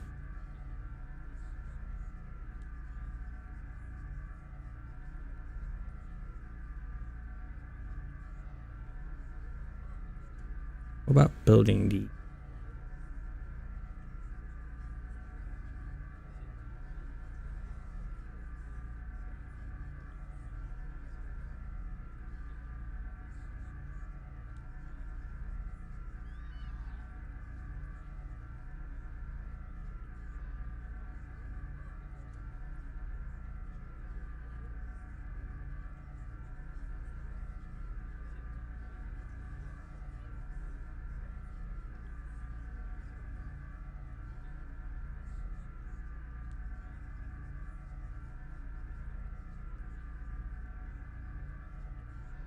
I need to go to Tatooine.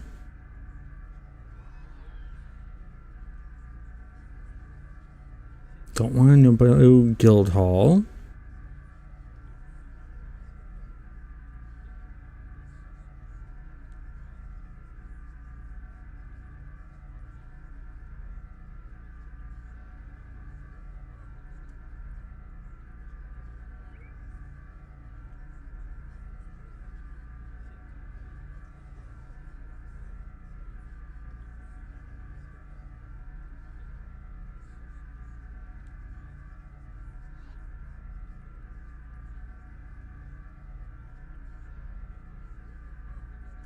maybe.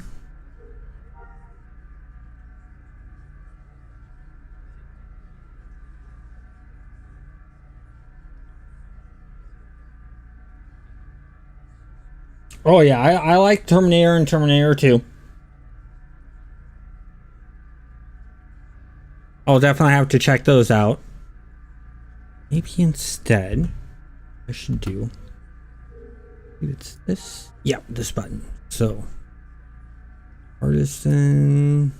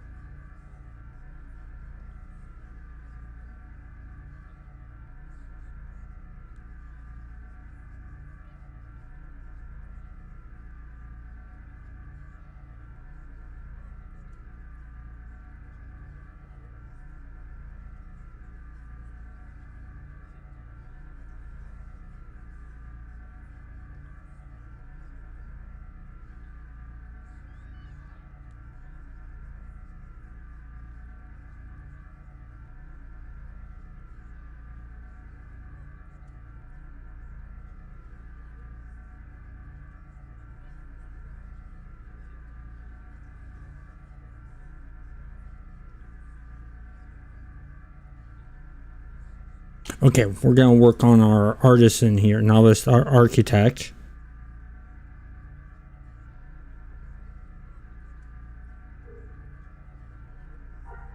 So we're gonna work on becoming an architect so we can build out our house and some of our facility stuff that we need. And then drop it because we're not finding what we're needing.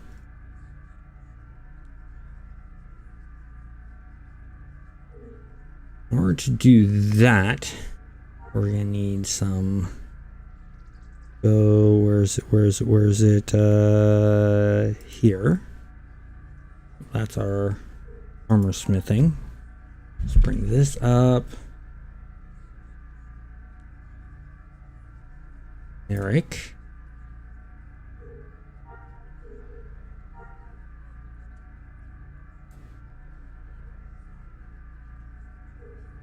Next, let's see what needed.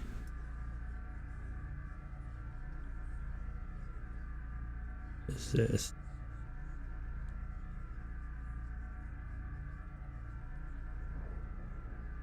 Low grade ore. Okay, so we're doing ores. There we go. Okay, let's bring this up. Let's close that out.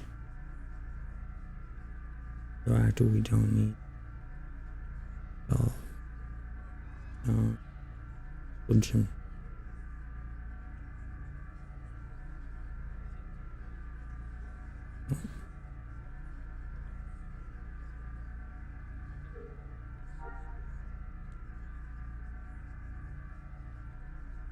Okay, so let's get out of this area.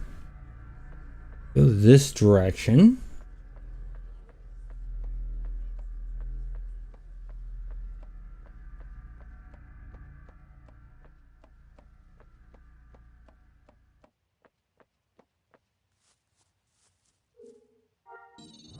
There we go.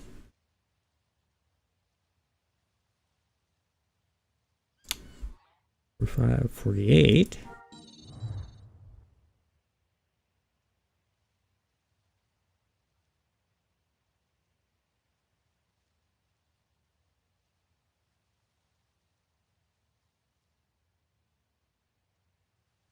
Let's go to the very top again.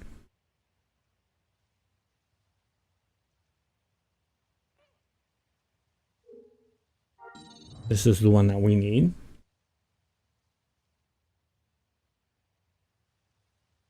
Oh, yes! Oh! Oh, do I love Battletech and MechWarrior. Battletech for the tabletop combat with the miniatures and controlling, you know, lance armies of mechs was really, really cool. And then MechWarrior for pen paper RPG of playing a mech unit, and the way the damage was done on both, where you had these sheets that had little dots that you'd fill out for the damage on your mech. Oh, I love that. Yes.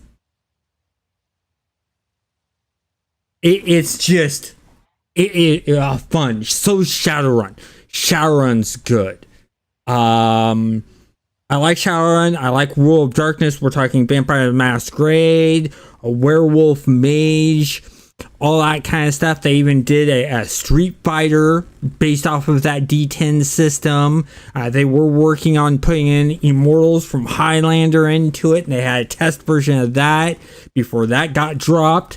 You want to get me geeking out, Duke? Yeah, talk games. I'm into tabletop stuff, whether it's collectible card games, pen paper role-playing games, tabletop war games like Battletech or Warhammer 40,000, video games I'm into.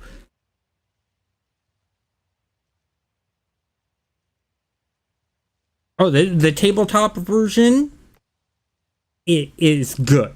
Now, when you played video games, how far back did you get into the MechWarrior and Battletech video games? Did you play the first MechWarrior video games where it was all vector arts? It was a black screen with just green lines to create the forms of the mechs. Have you ever played that version of Battletech?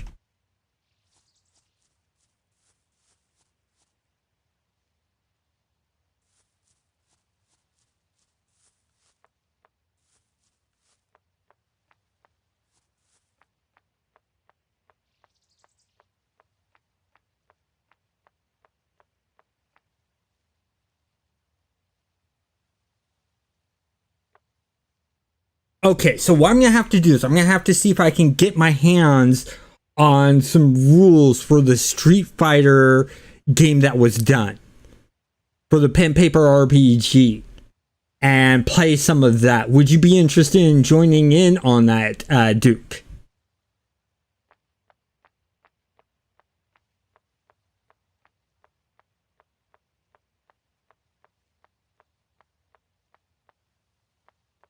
Because we do have a pen paper group that meets up on Fridays. And we're currently playing Fantasy Age.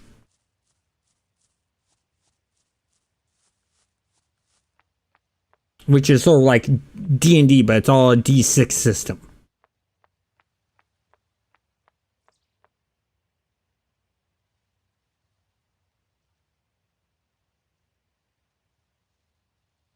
Shotgun playing as Kin Masters.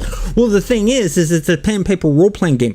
So Kin Masters is in there as an NPC that you can have, but you can't play. I wouldn't let you play as him. You could play someone like him. You could play someone who's maybe a student of his.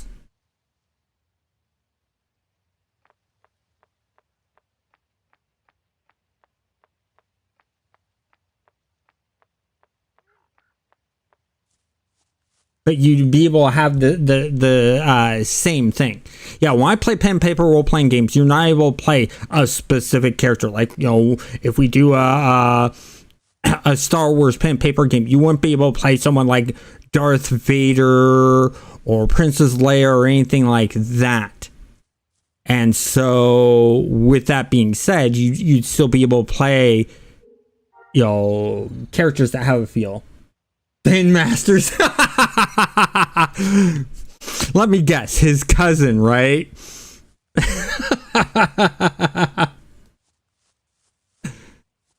All you did was just change one letter.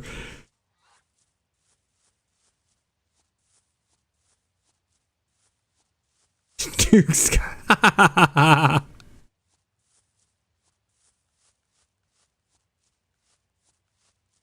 Talk about a great way to get around the copyrights.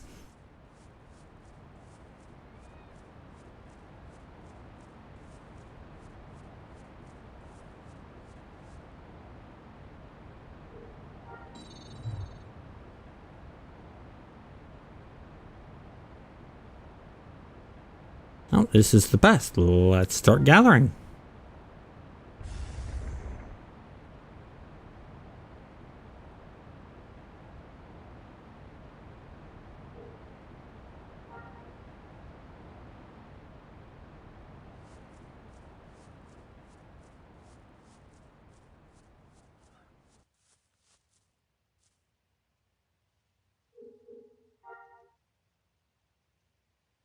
I'll have to wait 6 seconds. Okay.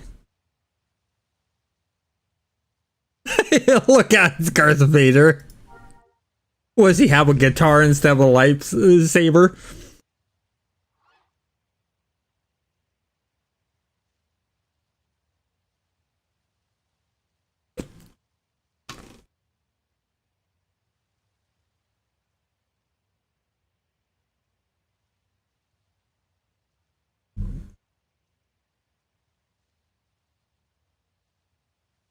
And, you know, since I'm just harvesting here, I'm just going to be sitting here harvesting up resources.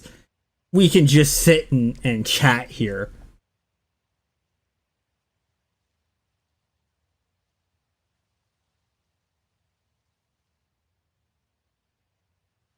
It's a laser guitar, an ancient giant musical instrument.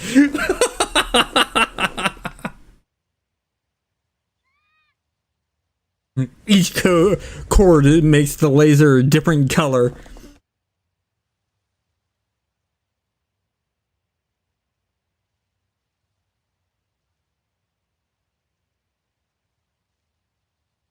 But quick question.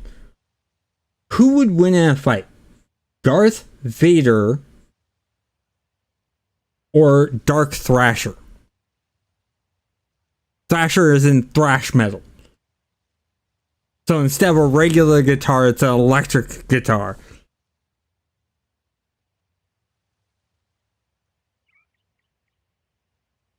I have to go with Dark Thrasher just because I'm a metal person, not country music.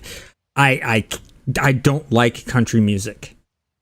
It's a personal thing for me. It just sounds so depressing to me. And like I said, that's personally me. But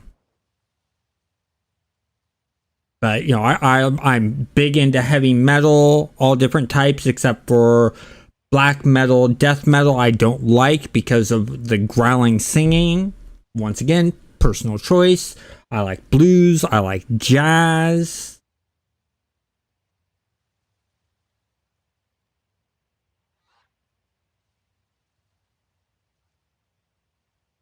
You know, most rap I'm not into. Most hip hop and pop songs I'm not into.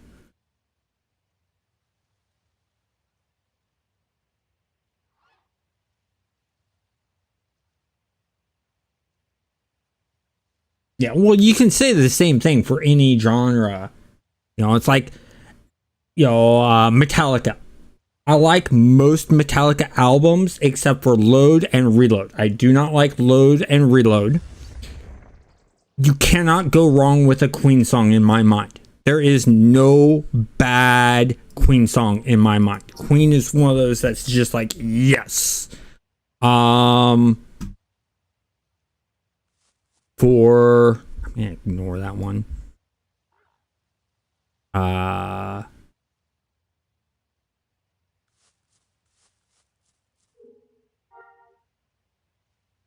For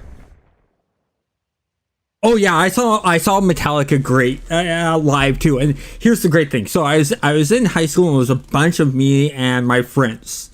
It was my core group of friends, and you know we're all into heavy metal, pen paper role playing games, playing Magic the Gathering, Warhammer 40,000. You know, into video games and stuff like that, and we were all into one form of martial arts or another. We had two people that were on the wrestling team, one guy practicing kung fu, one guy practicing Muay Thai, and then me with my Aikido. And we all decided to go to a Metallica concert and got our tickets, and one person was giving us a ride, and we get to the concert and we watch the concert. And it was my first Metallica concert I'd ever been to. And so I knew that they were going to do a encore. It's just a normal thing that happens at concerts. So the encore is over. I'm getting ready. I'm almost to the end of the gate. And they do another encore. So I stay around. I listen. They did like a total of 4 encores. And that's what I found out when talking to the, people who've been to multiple Metallica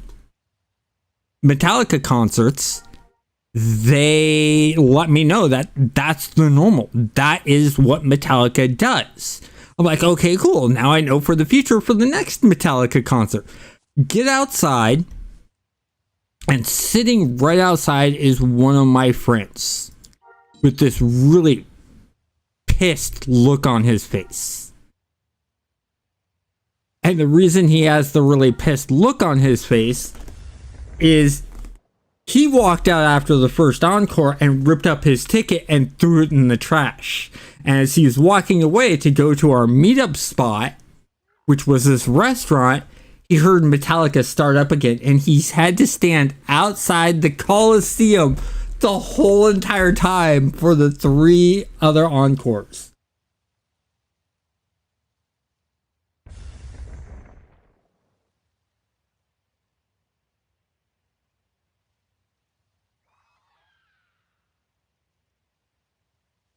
Oh, nice. When I did Metallica, it was literally purely just Metallica.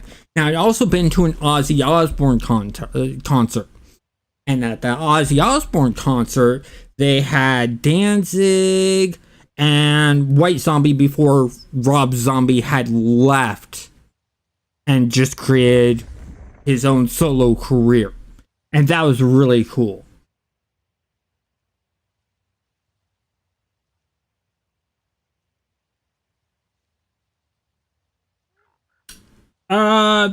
Well, that's what caused the crash in video games.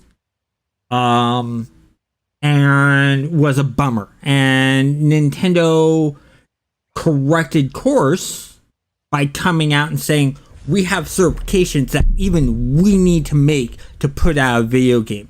And every other video game console company has done the same thing since. So the one good thing that Nintendo and all the other console companies learned from the Atari 2600 era is that you need to have certifications and you need to meet certain standards to go onto a console.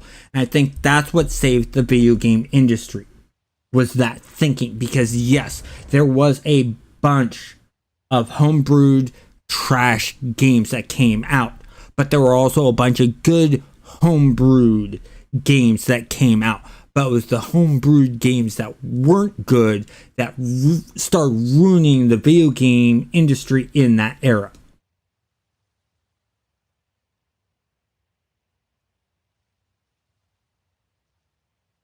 They did, but they would also cancel. Guns N' Roses did do that too, but they would also cancel. If Axl Rose didn't feel like singing that day, he'd just up and go, nope, I'm going away. In fact, the riot that happened at the Guns N' Roses or Metallica Guns N' Roses concert where James Hetfield got caught on fire and got burnt, the riots there wouldn't have happened if Axl Rose would have done their set and maybe a little bit more. But instead, Axl Rose is like, I'm done, I'm out of here, before his whole entire first set was done. And that pissed off the fans. To me, as an artist, you have the responsibility to the people who are following you and wanting to interact with what you're creating, to be good at doing that and respect the people who want to see your artwork. And Axl Rose just doesn't do that. Metallica does. Ozzy Osbourne does. Megadeth does. Aerosmith does. I will never ever... Even though I like Guns N' Roses music, I will never ever go to a Guns N' Roses concert or buy a ticket because I don't know if Axl Rose would cancel the concert right at the time.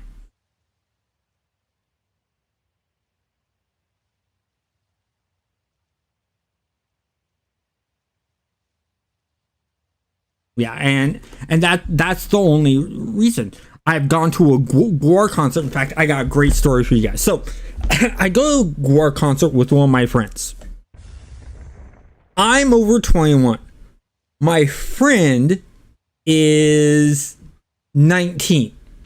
We're going to a concert where the venue is split up. There's the downstairs, which everyone can be at to enjoy the concert. If you go upstairs to the second floor, you have to show ID that you're over 21 because there's a bar in that area. And they want to make it easier for the bartenders and the waiters in checking your ID before you go upstairs. So I would go upstairs and I'd go get drinks and he'd get all pissed off.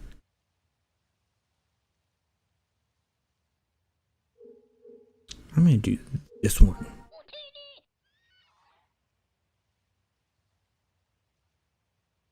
And so what ends up happening is I get drinks and stuff like that. And if you've ever been to a Gwar concert, don't wear your best clothes.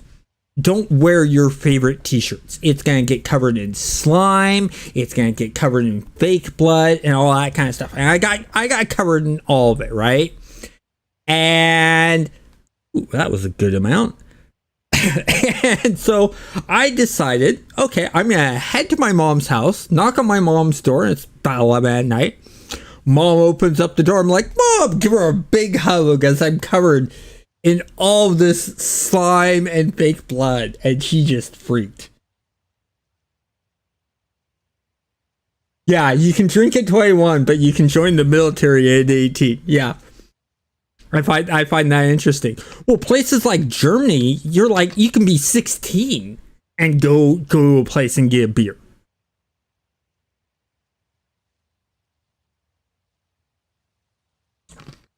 Every country is different. We're just weird. You know, it's like you can't drink until you're 21, but you can join the military at 18. You can control a deadly vehicle at 16. What in the world?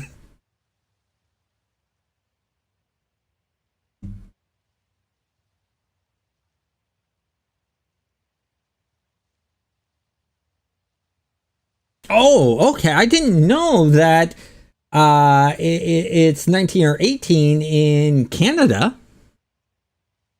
That's some new news to me. I've had some Canadian friends, but we never had conversations about drinking and stuff like that. We just poked fun at each other every so often. Like every time they'd said about, we'd go, "Where's the boat? Where's the boat?"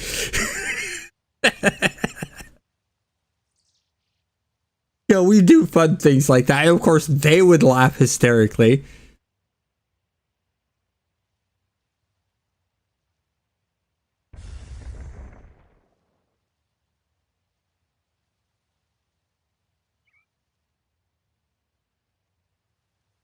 Let's see. Doing a source bring up my inventory. Go down. Oh, good chunk of ore there.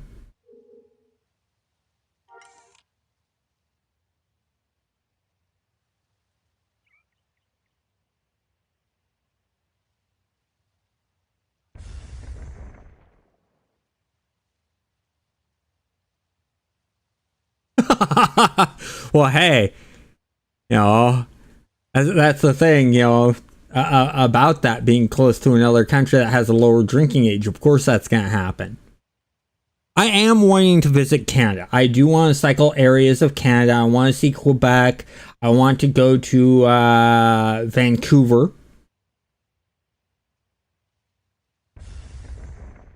You know, there's a lot of places I want to visit, and the way I'm going to do that is by cycling. You know, I want to cycle Japan. I want to cycle South Korea. I want to cycle the Netherlands. I want to cycle in Germany. parts of England, Australia, New Zealand.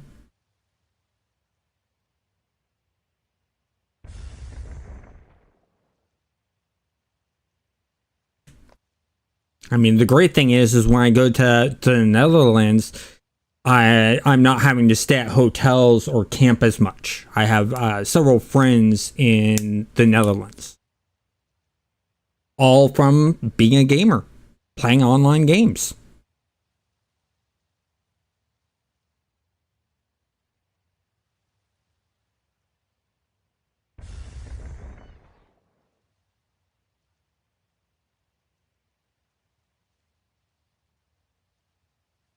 So,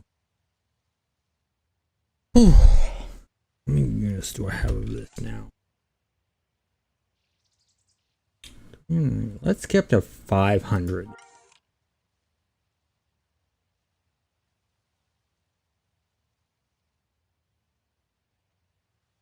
I've only been to Washington a few times and California a few times.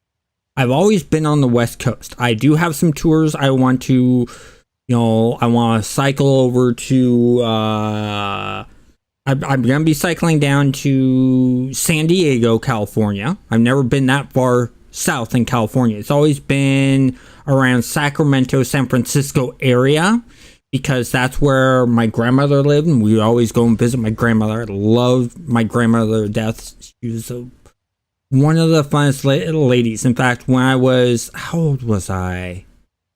I was around 9 or 10 years old. And it was summertime.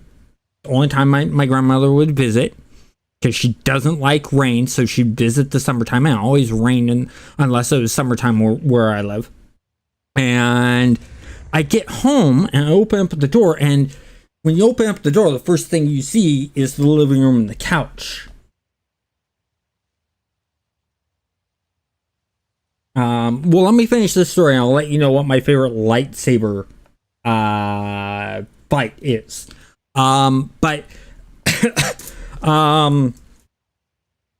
Anyways, I get home and I open up the door and see the couch, and there's a bunch of stuff on the couch. A bunch of camping gear on the couch. I'm like, Mom, what's going on? My grandmother pops out. And she's like, happy birthday. I'm like, it's not my birthday for another month or so. And she's like, yeah, I know, but I'm in there. I came to visit around this time. Thought we'd celebrate your birthday early. I'm like, okay, cool. And she's like, this is all yours. I'm like, what? And she bought me a tent, a sleeping bag, a raft, a fishing pole. And she took me out for the weekend, and it was just me and her camping and fishing all weekend long. The most fun I ever had. My grandmother got me into fishing and stuff like that. It was amazing. But anyways, to answer your question, Matthew, favorite lightsaber fight from, let's see. I would have to say the fight scene with Darth Maul and Qui-Gon Jinn in Phantom Menace is one of my favorite. I thought that was a really cool fight scene. Overall, I'm not a big fan of the movie, but that's my favorite fight scene, which is sort of odd. But going back to the story about going down to San Diego, the reason I wanted to go to San Diego is I have some friends that live there from the gaming industry. And my younger brother lives there, and him and his wife they've had their first baby. That's almost a year old now, so I haven't been down there to see my nephew yet. I want to see my nephew and visit my brother, maybe go on some bike rides and chat some with the sister-in-law, because the sister-in-law is a graphics designer, which is being a game designer, you have to know some graphics design skills. It's just more tailored towards doing textures. And when you're on the art side. And so chatting with her about stuff like that is really fun. We have a lot to communicate about. Me and my brother talk about a little bit about games. He's not a big gamer, but we also talk about cycling and stuff like that. And, you know, our dad. And then I also want to go to cycle down to over to Arizona, mainly sort of in the Phoenix area. My favorite aunt lives in Arizona. And I have a bunch of friends from the gaming industry, mainly the game testing industry, that I have in that area, along with my favorite boss lives in that area. And I still talk to him to this day. We get together every so often and we game and have fun online. And I want to cycle across the United States. Couple routes I want to take. I want to take a northern route and I want to take a southern route. If I ever figure out, I'd actually like to do a cycle completely around the United States, the 48, connected states. Cycle all around it. So start a trip and either go down south and then go across to the east and then go up north and then across to the west, or reverse that. So because I live in the Northwest. That'd be a fun trip. I want to cycle to Salt Lake City. Just a bunch of stuff like that.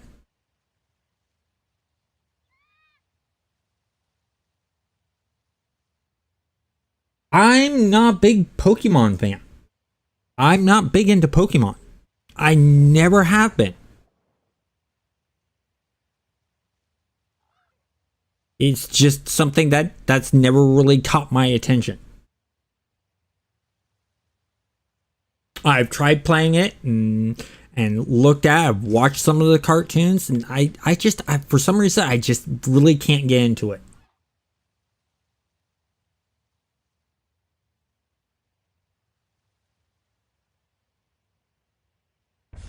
I think part of the reason is because when I got Pokemon came in my perspective, it was during the cartoons, the first cartoons. And that whole entire thing of catch 'em all just to me screamed marketing. Just screamed marketing. And sell. And that was just off-putting to me. I think that's the main reason. Is it felt like to me a marketing ploy for the whole entire thing. Wow. 32. Okay. Okay, we hit the 500.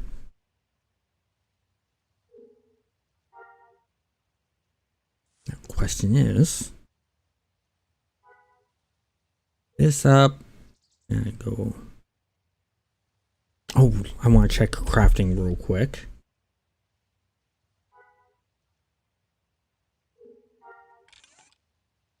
Okay, underline.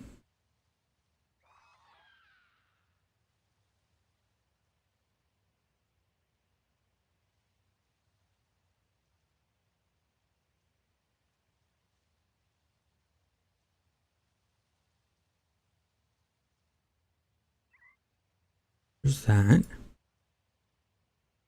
Steel, iron.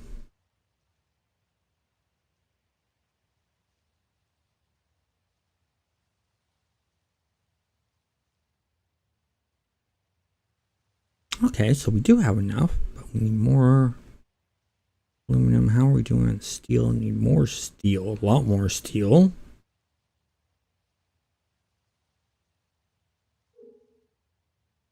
Do a simple. Yes.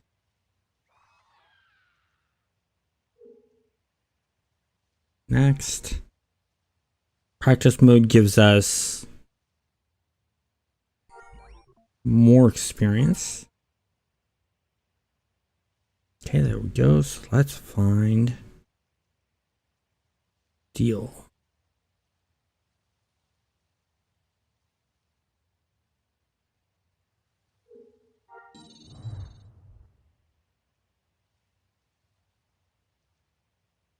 Yeesh.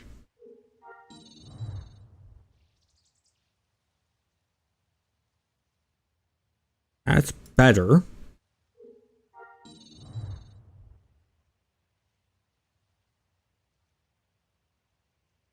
That's good.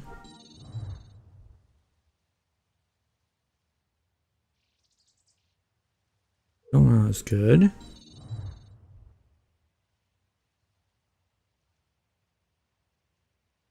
Oh, that's really good. Okay, we're going with that. 90% up there? Heck yeah. Yeah, my mom. My mom is a huge Pokemon fan.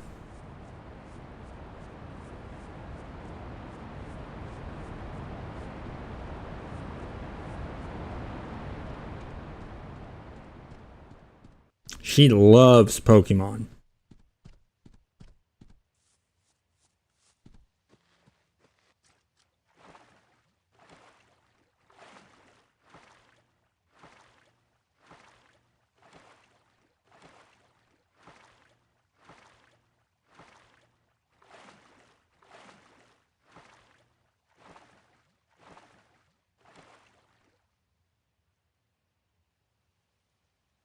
Okay, I know some of the Pokemons. I remember Hitmonlee. And I gotta say, that is, design-wise, yeah, I agree with you. Yep, I walked down the waterfall. You saw it. I walked down the waterfall.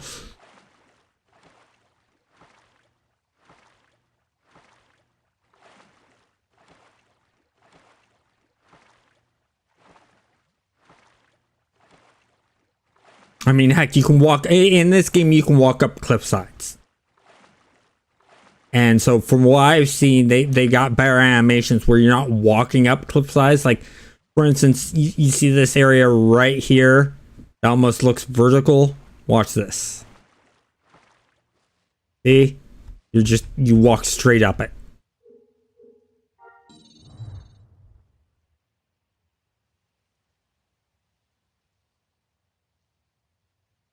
Ooh, we're getting even higher than that.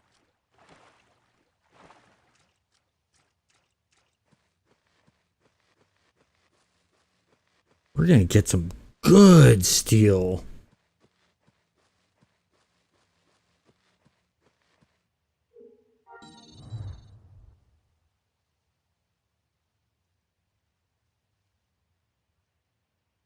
Perfect, I'm right at the right spot. Let's start surveying. There we go. 26 units.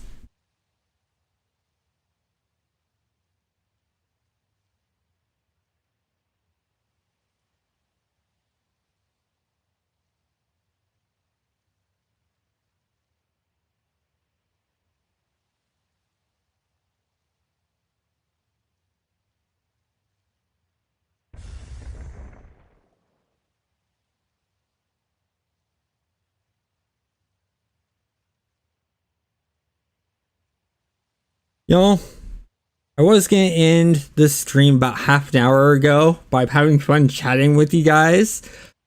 Let me go grab something more to drink. I'm gonna continue this stream. Why not? So let me go do that. Let me take a quick break, and I will be right back in a few.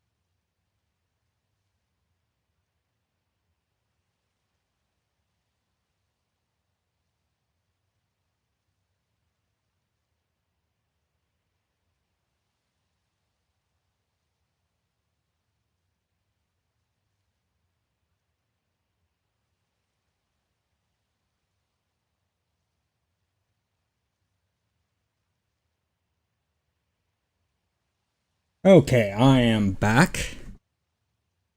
Bit of the drink I got.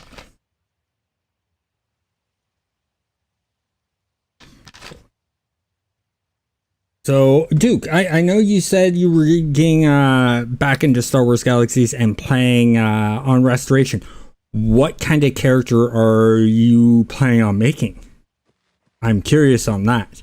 I know you're trying to figure out the why I do that.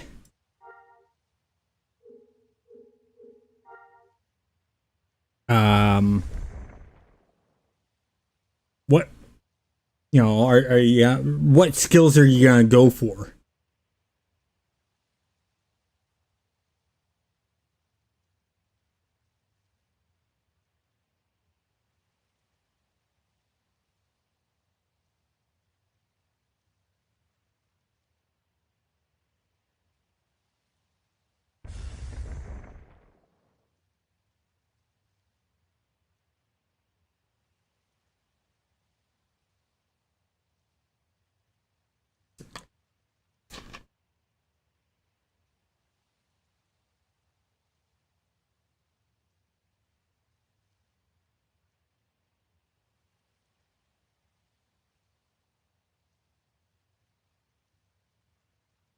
Yeah, you really gotta sort of think about it. I mean, you got smuggler that you can be, you can work towards. You got pistolier, you can be a meleeer, you can work towards being a Jedi, you can work towards being a bounty hunter, fighter pilot, a droid engineer, architect, an entertainer, a doctor.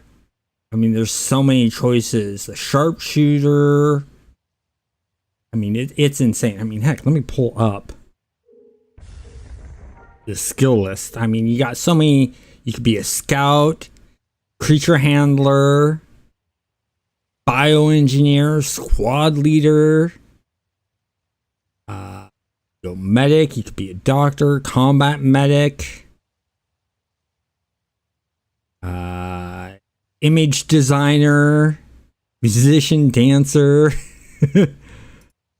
Brawlers, you got a bunch of, berserker, fencer, lancer, an artisan. You got, armor smith, weaponsmith, architect, droid engineer, shipwright, chef to tailor, a merchant. I mean, there's so many options. I mean, sharpshooter, you can go into sniper, pistolier, smuggler, carbineer. One reason my carbon's so high is because I want carbon based weapons.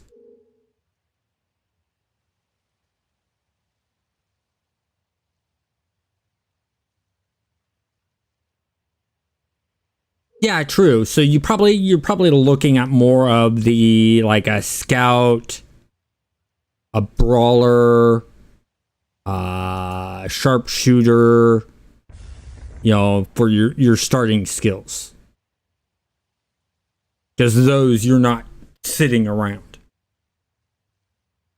I mean, once I get my buildings all set up, I get my armor all set up, I'm looking at predominantly being a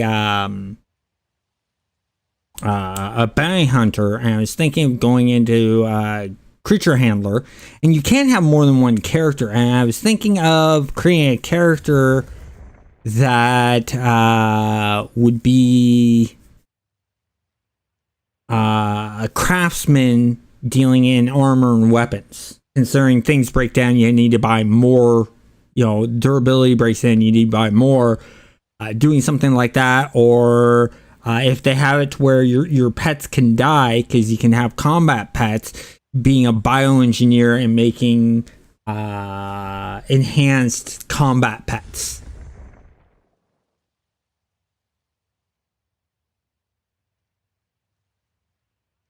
But the main thing I want to get this character into is my main character. I want to be a bounty hunter.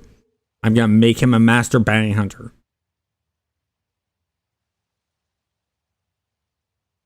And if we go into where's Scout, Like I said, bit of a creature handler. I thought about becoming maybe a master creature handler, but I just like being a bounty hunter too much. If I get the choice to be a bounty hunter and there's a good mechanics for bounty hunting in the game, I'll be a bounty hunter.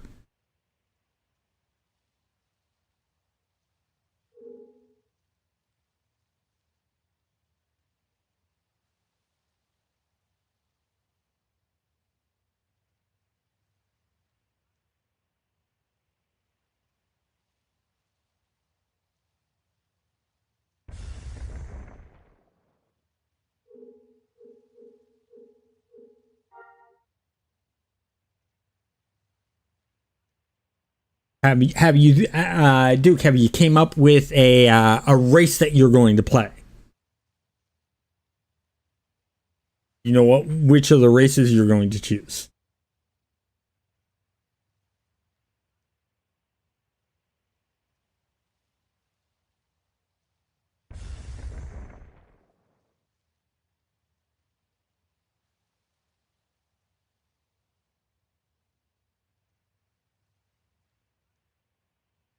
Well, here's another thing. If you're able to find groups, you could always be, if you want to be a doctor, you could go combat medic. Let me bring that back up again. Go medic. Combat medic, you could be a combat medic. That way, you're, you know, combat related and out and about with groups.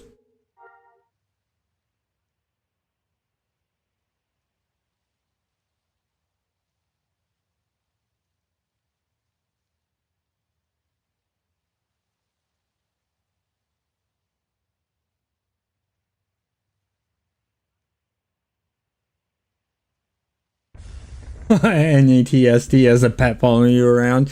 Yeah, and when the game was originally live, I was a bounty hunter with a bit of creature handler, so I had a pet that would follow me around, and it was also my mount. I also had a speeder and then a spaceship, and I'd go out and do bounties.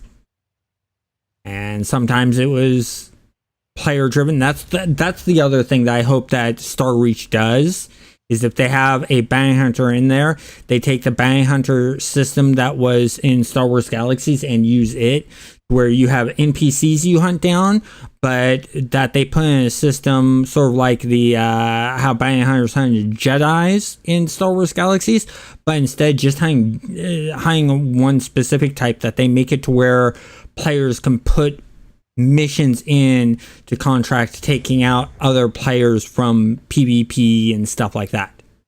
That would be interesting to me. That'd be a cool system to add.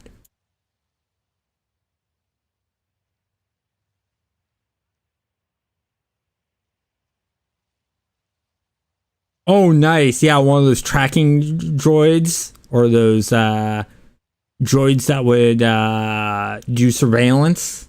I know the one you're talking about. Yeah, those are cool, and that's what I liked about the bounty hunters. Is being a bounty hunter in Star Wars Galaxies, you need to have droid engineers to make you really good tracking droids. And so I'm gonna have to rely on some droid engineers, which that might be if I'm having trouble finding tracking droids. I'd probably go and make myself a droid engineer character also.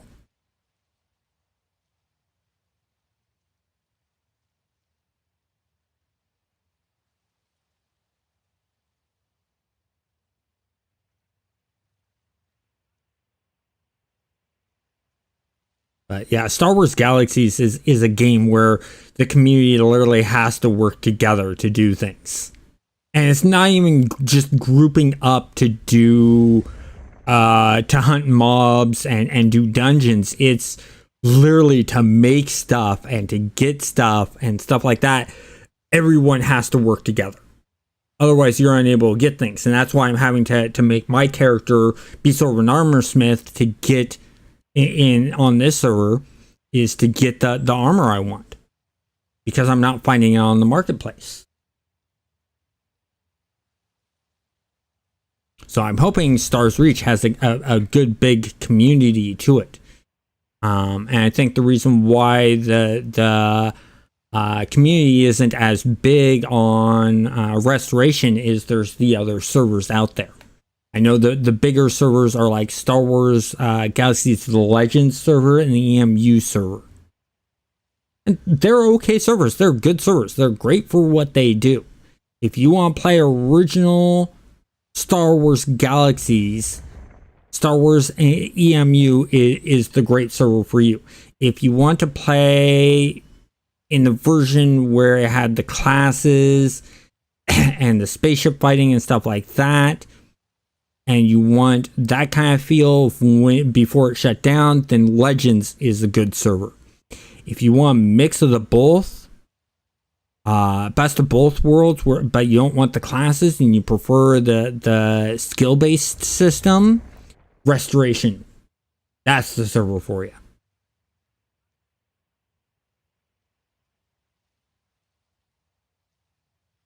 And also when they do the building in Star's Reach, I think they're going more the direction the way building happens in No Man's Sky, which is what I like. It's not just place down a room and that's all you get like you have in Star Wars Galaxies. It's, okay, place down your foundation, put your walls up, put your roofs up, build out your rooms and stuff like that. And I really like that build where you have more control of how it looks.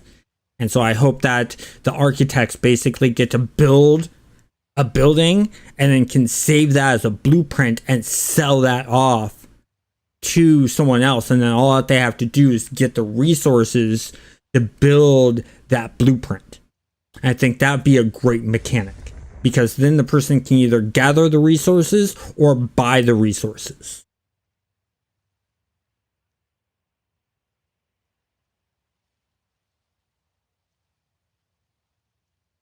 I don't know how many people are on restoration.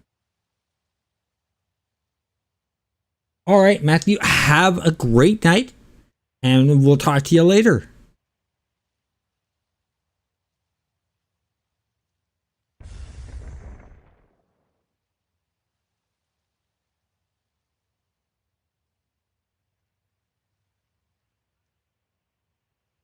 Yeah, that's a good idea. Let me see if I can find that information.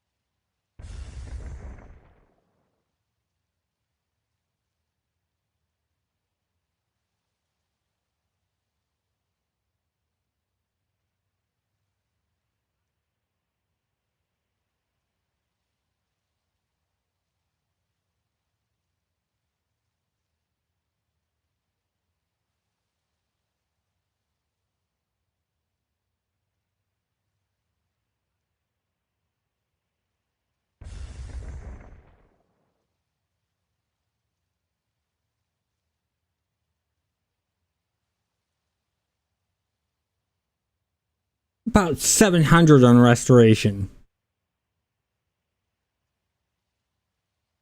Today, it's a total of 79.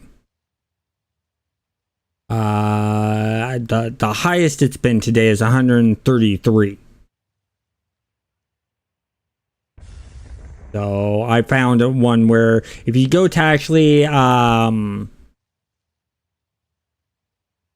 swgr.org, and then you go to game, hover over game, and then you'll find where it has, it will say SWG tracker population pulse, and that will give you that information there.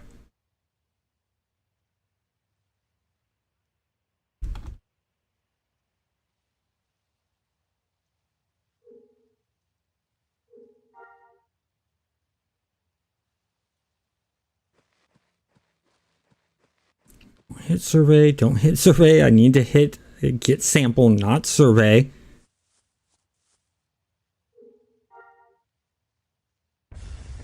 There we go. So I'm going to get up to 8K in the steel, iron, aluminum. The next thing we're going to work on.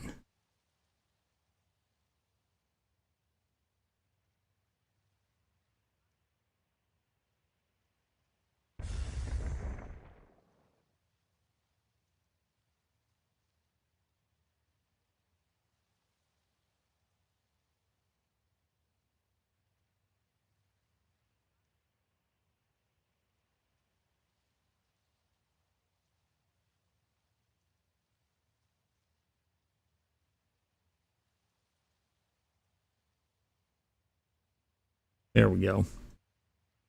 Clean up my whole entire thing here. Make it easier to find.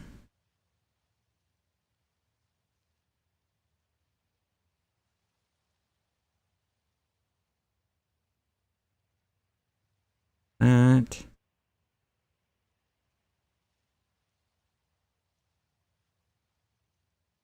Okay, well, yeah, it's also the dealing with the newest version, and some people don't like restorations for some of the things that the developers might have done or said in the past, from what I hear, and there's some bit of conflict there.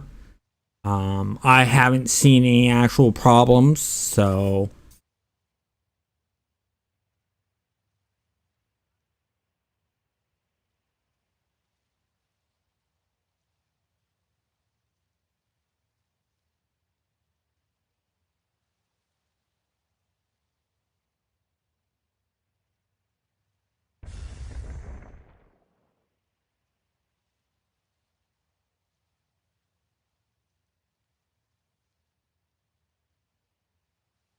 Click on this. Let's see exact number that we have.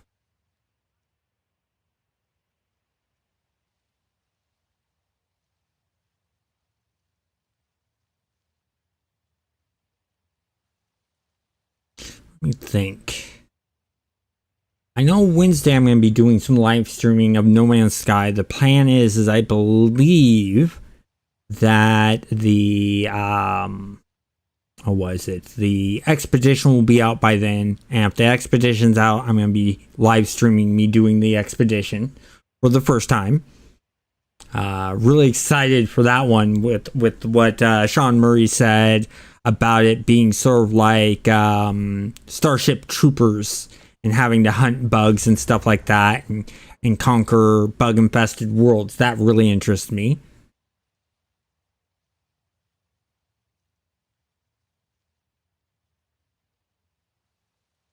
So that'll be fun. And then Friday's the pen and paper RPG. Sunday will be the 2 City Heroes live streams. One's the community gameplay, and then the hardcore mode. And then Monday will be either Star Wars Galaxies or game development.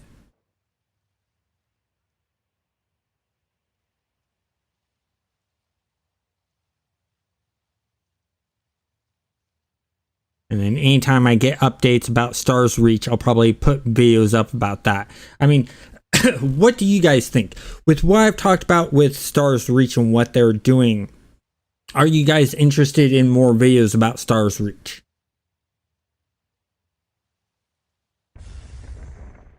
Would it be worth my time and effort to talk more about it? do videos, actual videos on it, which requires some, me to do editing and stuff like that. I've done one where I compared it to No Man's Sky, but I'm thinking of doing some more just dead on, nothing but it's about Stars Reach type videos. I want to see if you guys would be interested in that.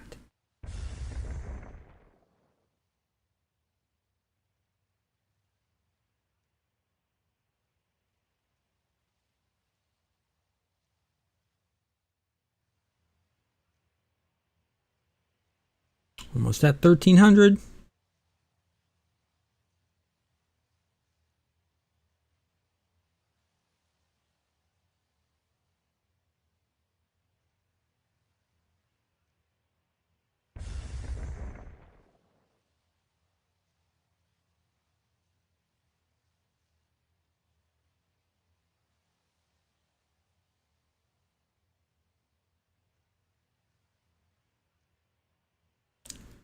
That's the 1300 mark. I'm waiting for it to get to 1500 because then we're 3/4 of the way there on what we need.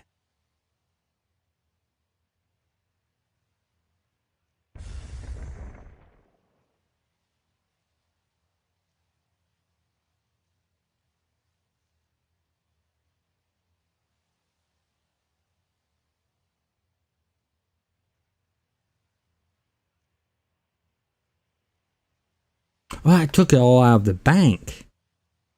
Nice. So instead of taking out my cash flow that's on me, it took it out of the bank.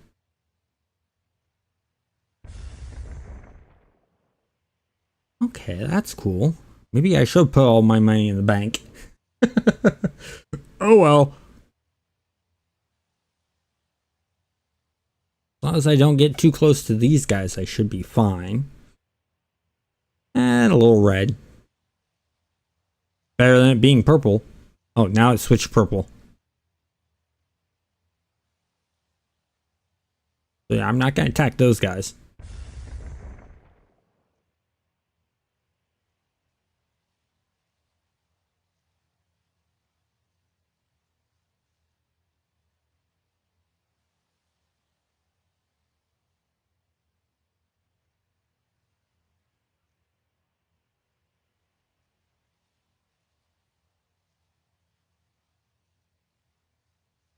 I wonder if I'll get another thing of a heavy hit of high quality resources.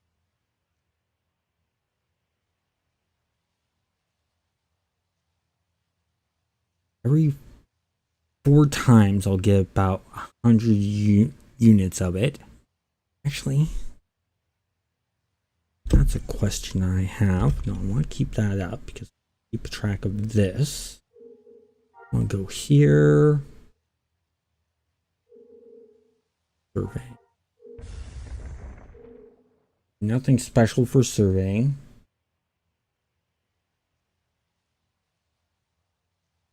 Okay, yeah, definitely take care of your dog. And Duke, have a great night.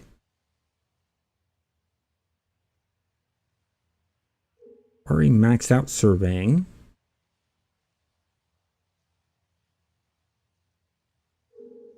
Not to that, but we want to go to architect. We need to craft more.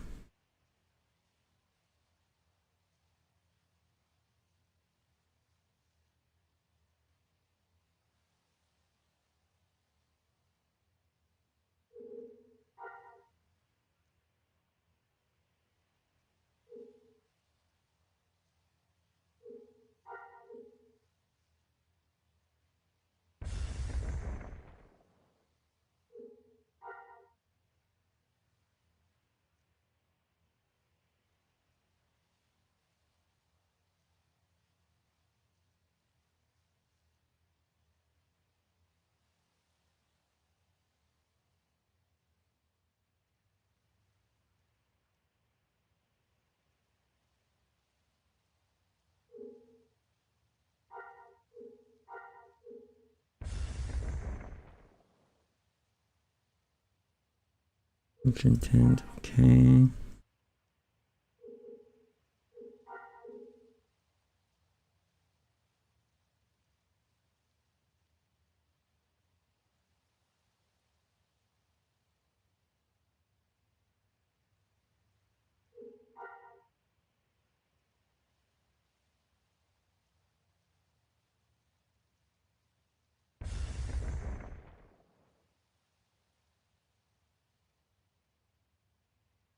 factory, moisture vaporizer, one ore mining unit, manufacturing by ore mining unit.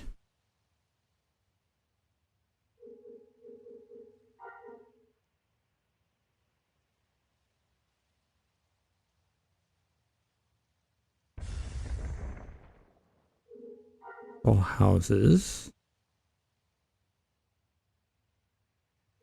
Houses installations, probably what it's under. Yeah. I have to go up this if I want to get any of the mining stuff. Let's close this. Where are we at now? We're at 600 and something.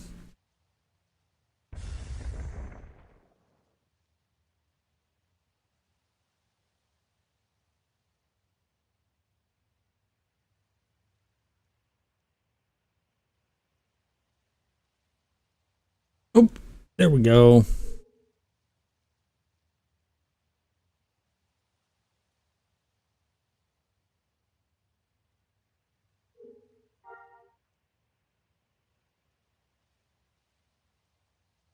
We'll get.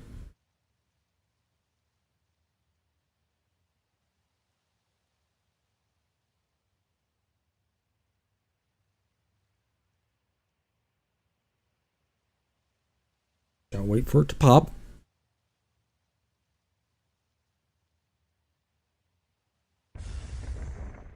Here we go. What do we get? Ooh. Only a tiny sample. That sucks.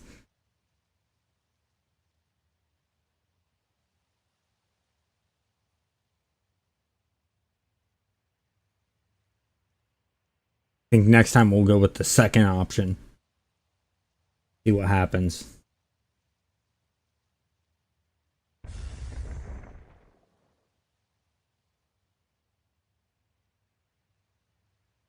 See there, that was a good recovery. 46 units. That's a nice one.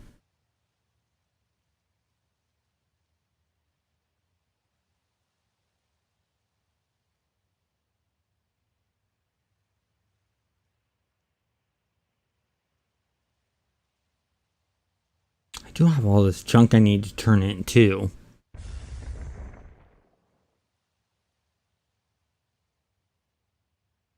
Wait for our average.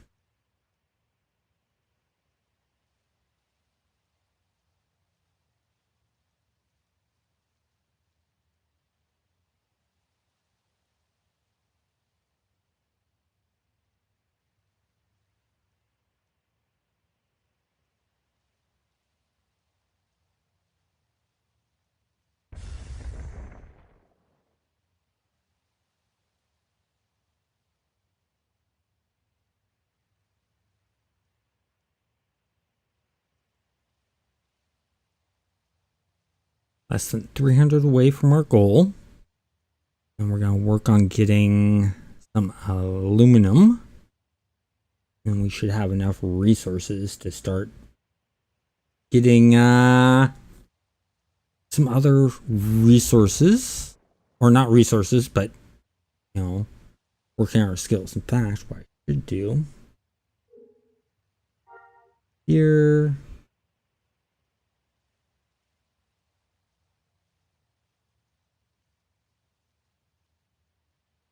That one up.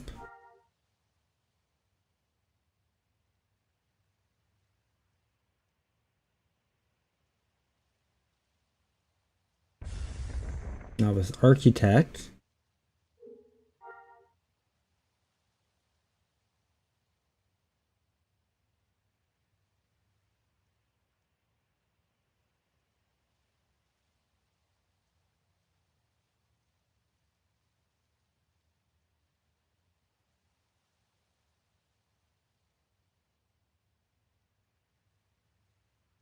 Here.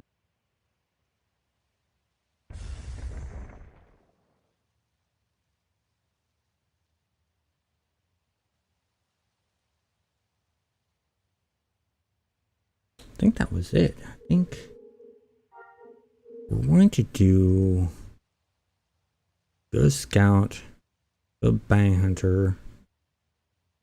Got what we need from there. Back to bounty hunter. We need to go scout. Yeah, we're already.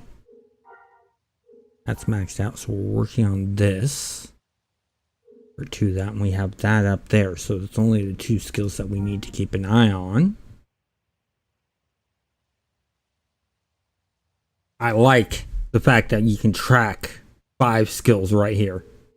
That's really, really nice.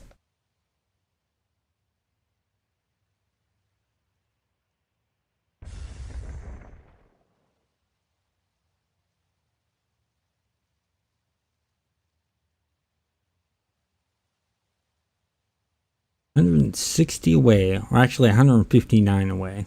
We won't be precise.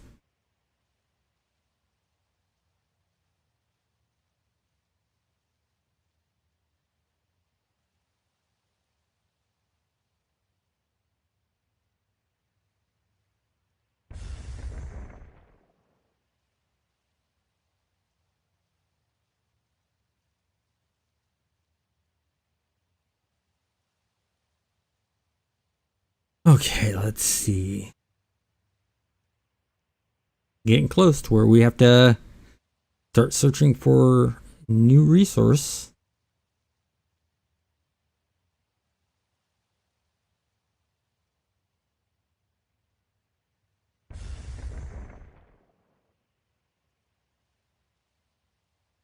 Ooh, 26, a little bit boost there. Really close to being only 100 away. We're 8 points away from being 100 away.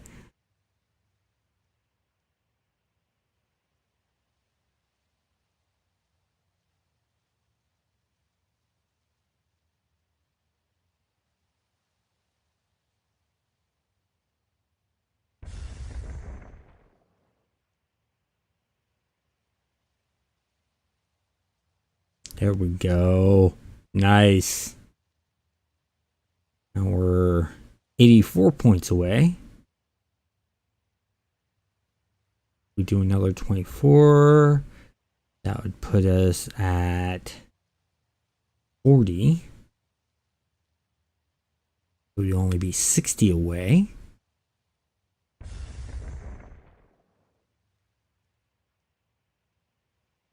We got 23 instead. So we're 1 point shy of what we were thinking. Of course.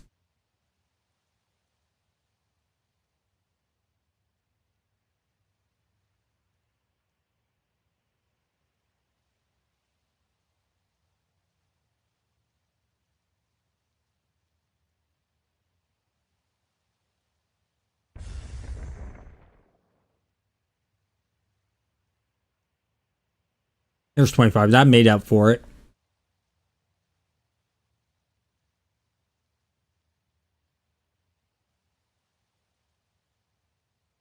We're only 36 away from what we need. So 2 more, at least 2 more samples. There's 1. The amount 24. Okay. So 1 more sample should be good enough. And we can start surveying for aluminum.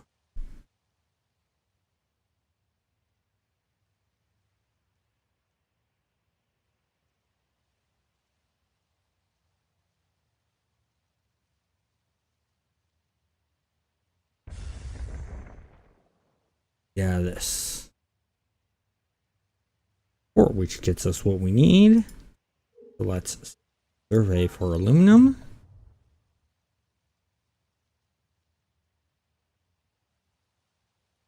Okay, 21's our highest number, our number currently to beat.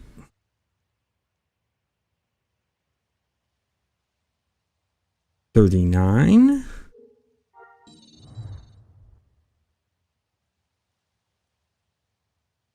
Still 39.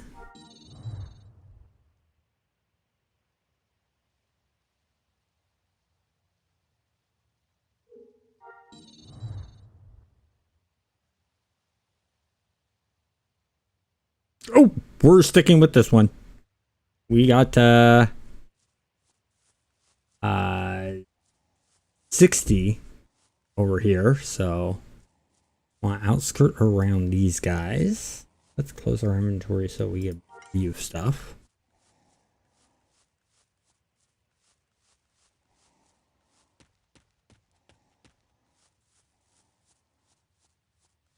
Finally left Steve.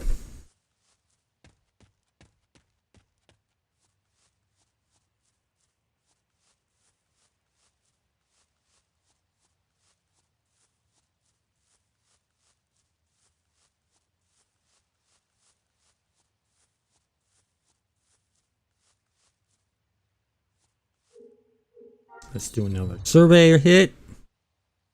See how much bigger we can get this. 64.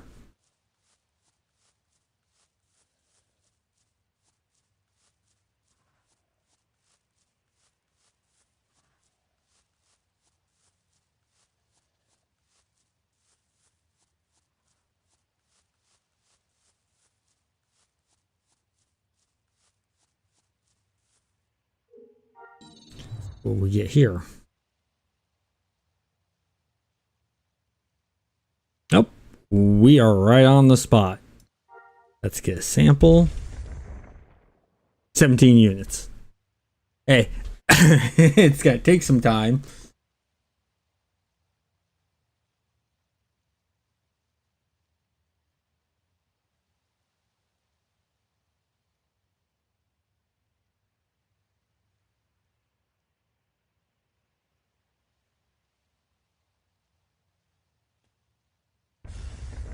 How many units is this one? Gonna be an average of 17 each time. 18. Yeah, it's gonna stay around 17 to 18. So actually, I think I'm gonna end the stream here. I have other things I need to get done. I want to thank you guys all for watching and have a great day.